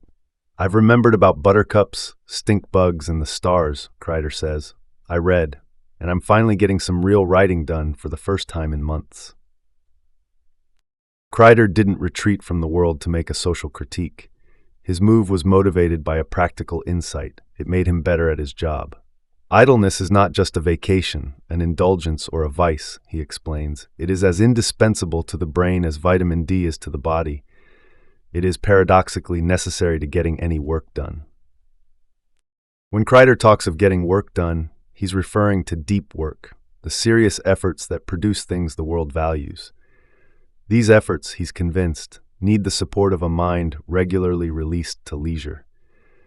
This strategy argues that you should follow Kreider's lead by injecting regular and substantial freedom from professional concerns into your day, providing the idleness paradoxically required to get deep work done.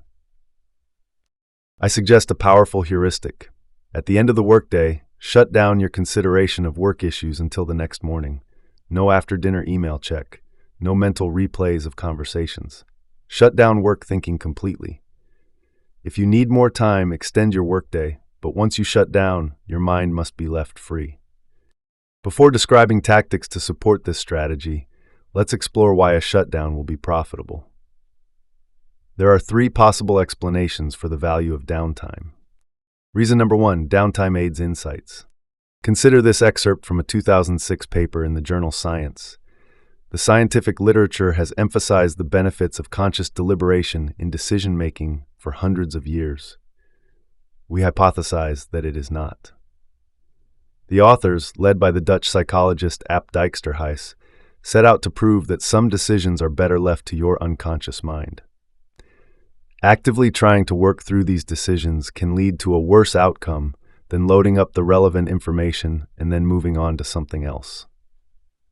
Dijksterhuis's team gave subjects the information for a complex decision about a car purchase. Half were told to think through the information. The other half were distracted by easy puzzles. The distracted group ended up performing better. This led to unconscious thought theory, UTT. This theory proposes that for decisions requiring strict rules, the conscious mind must be involved.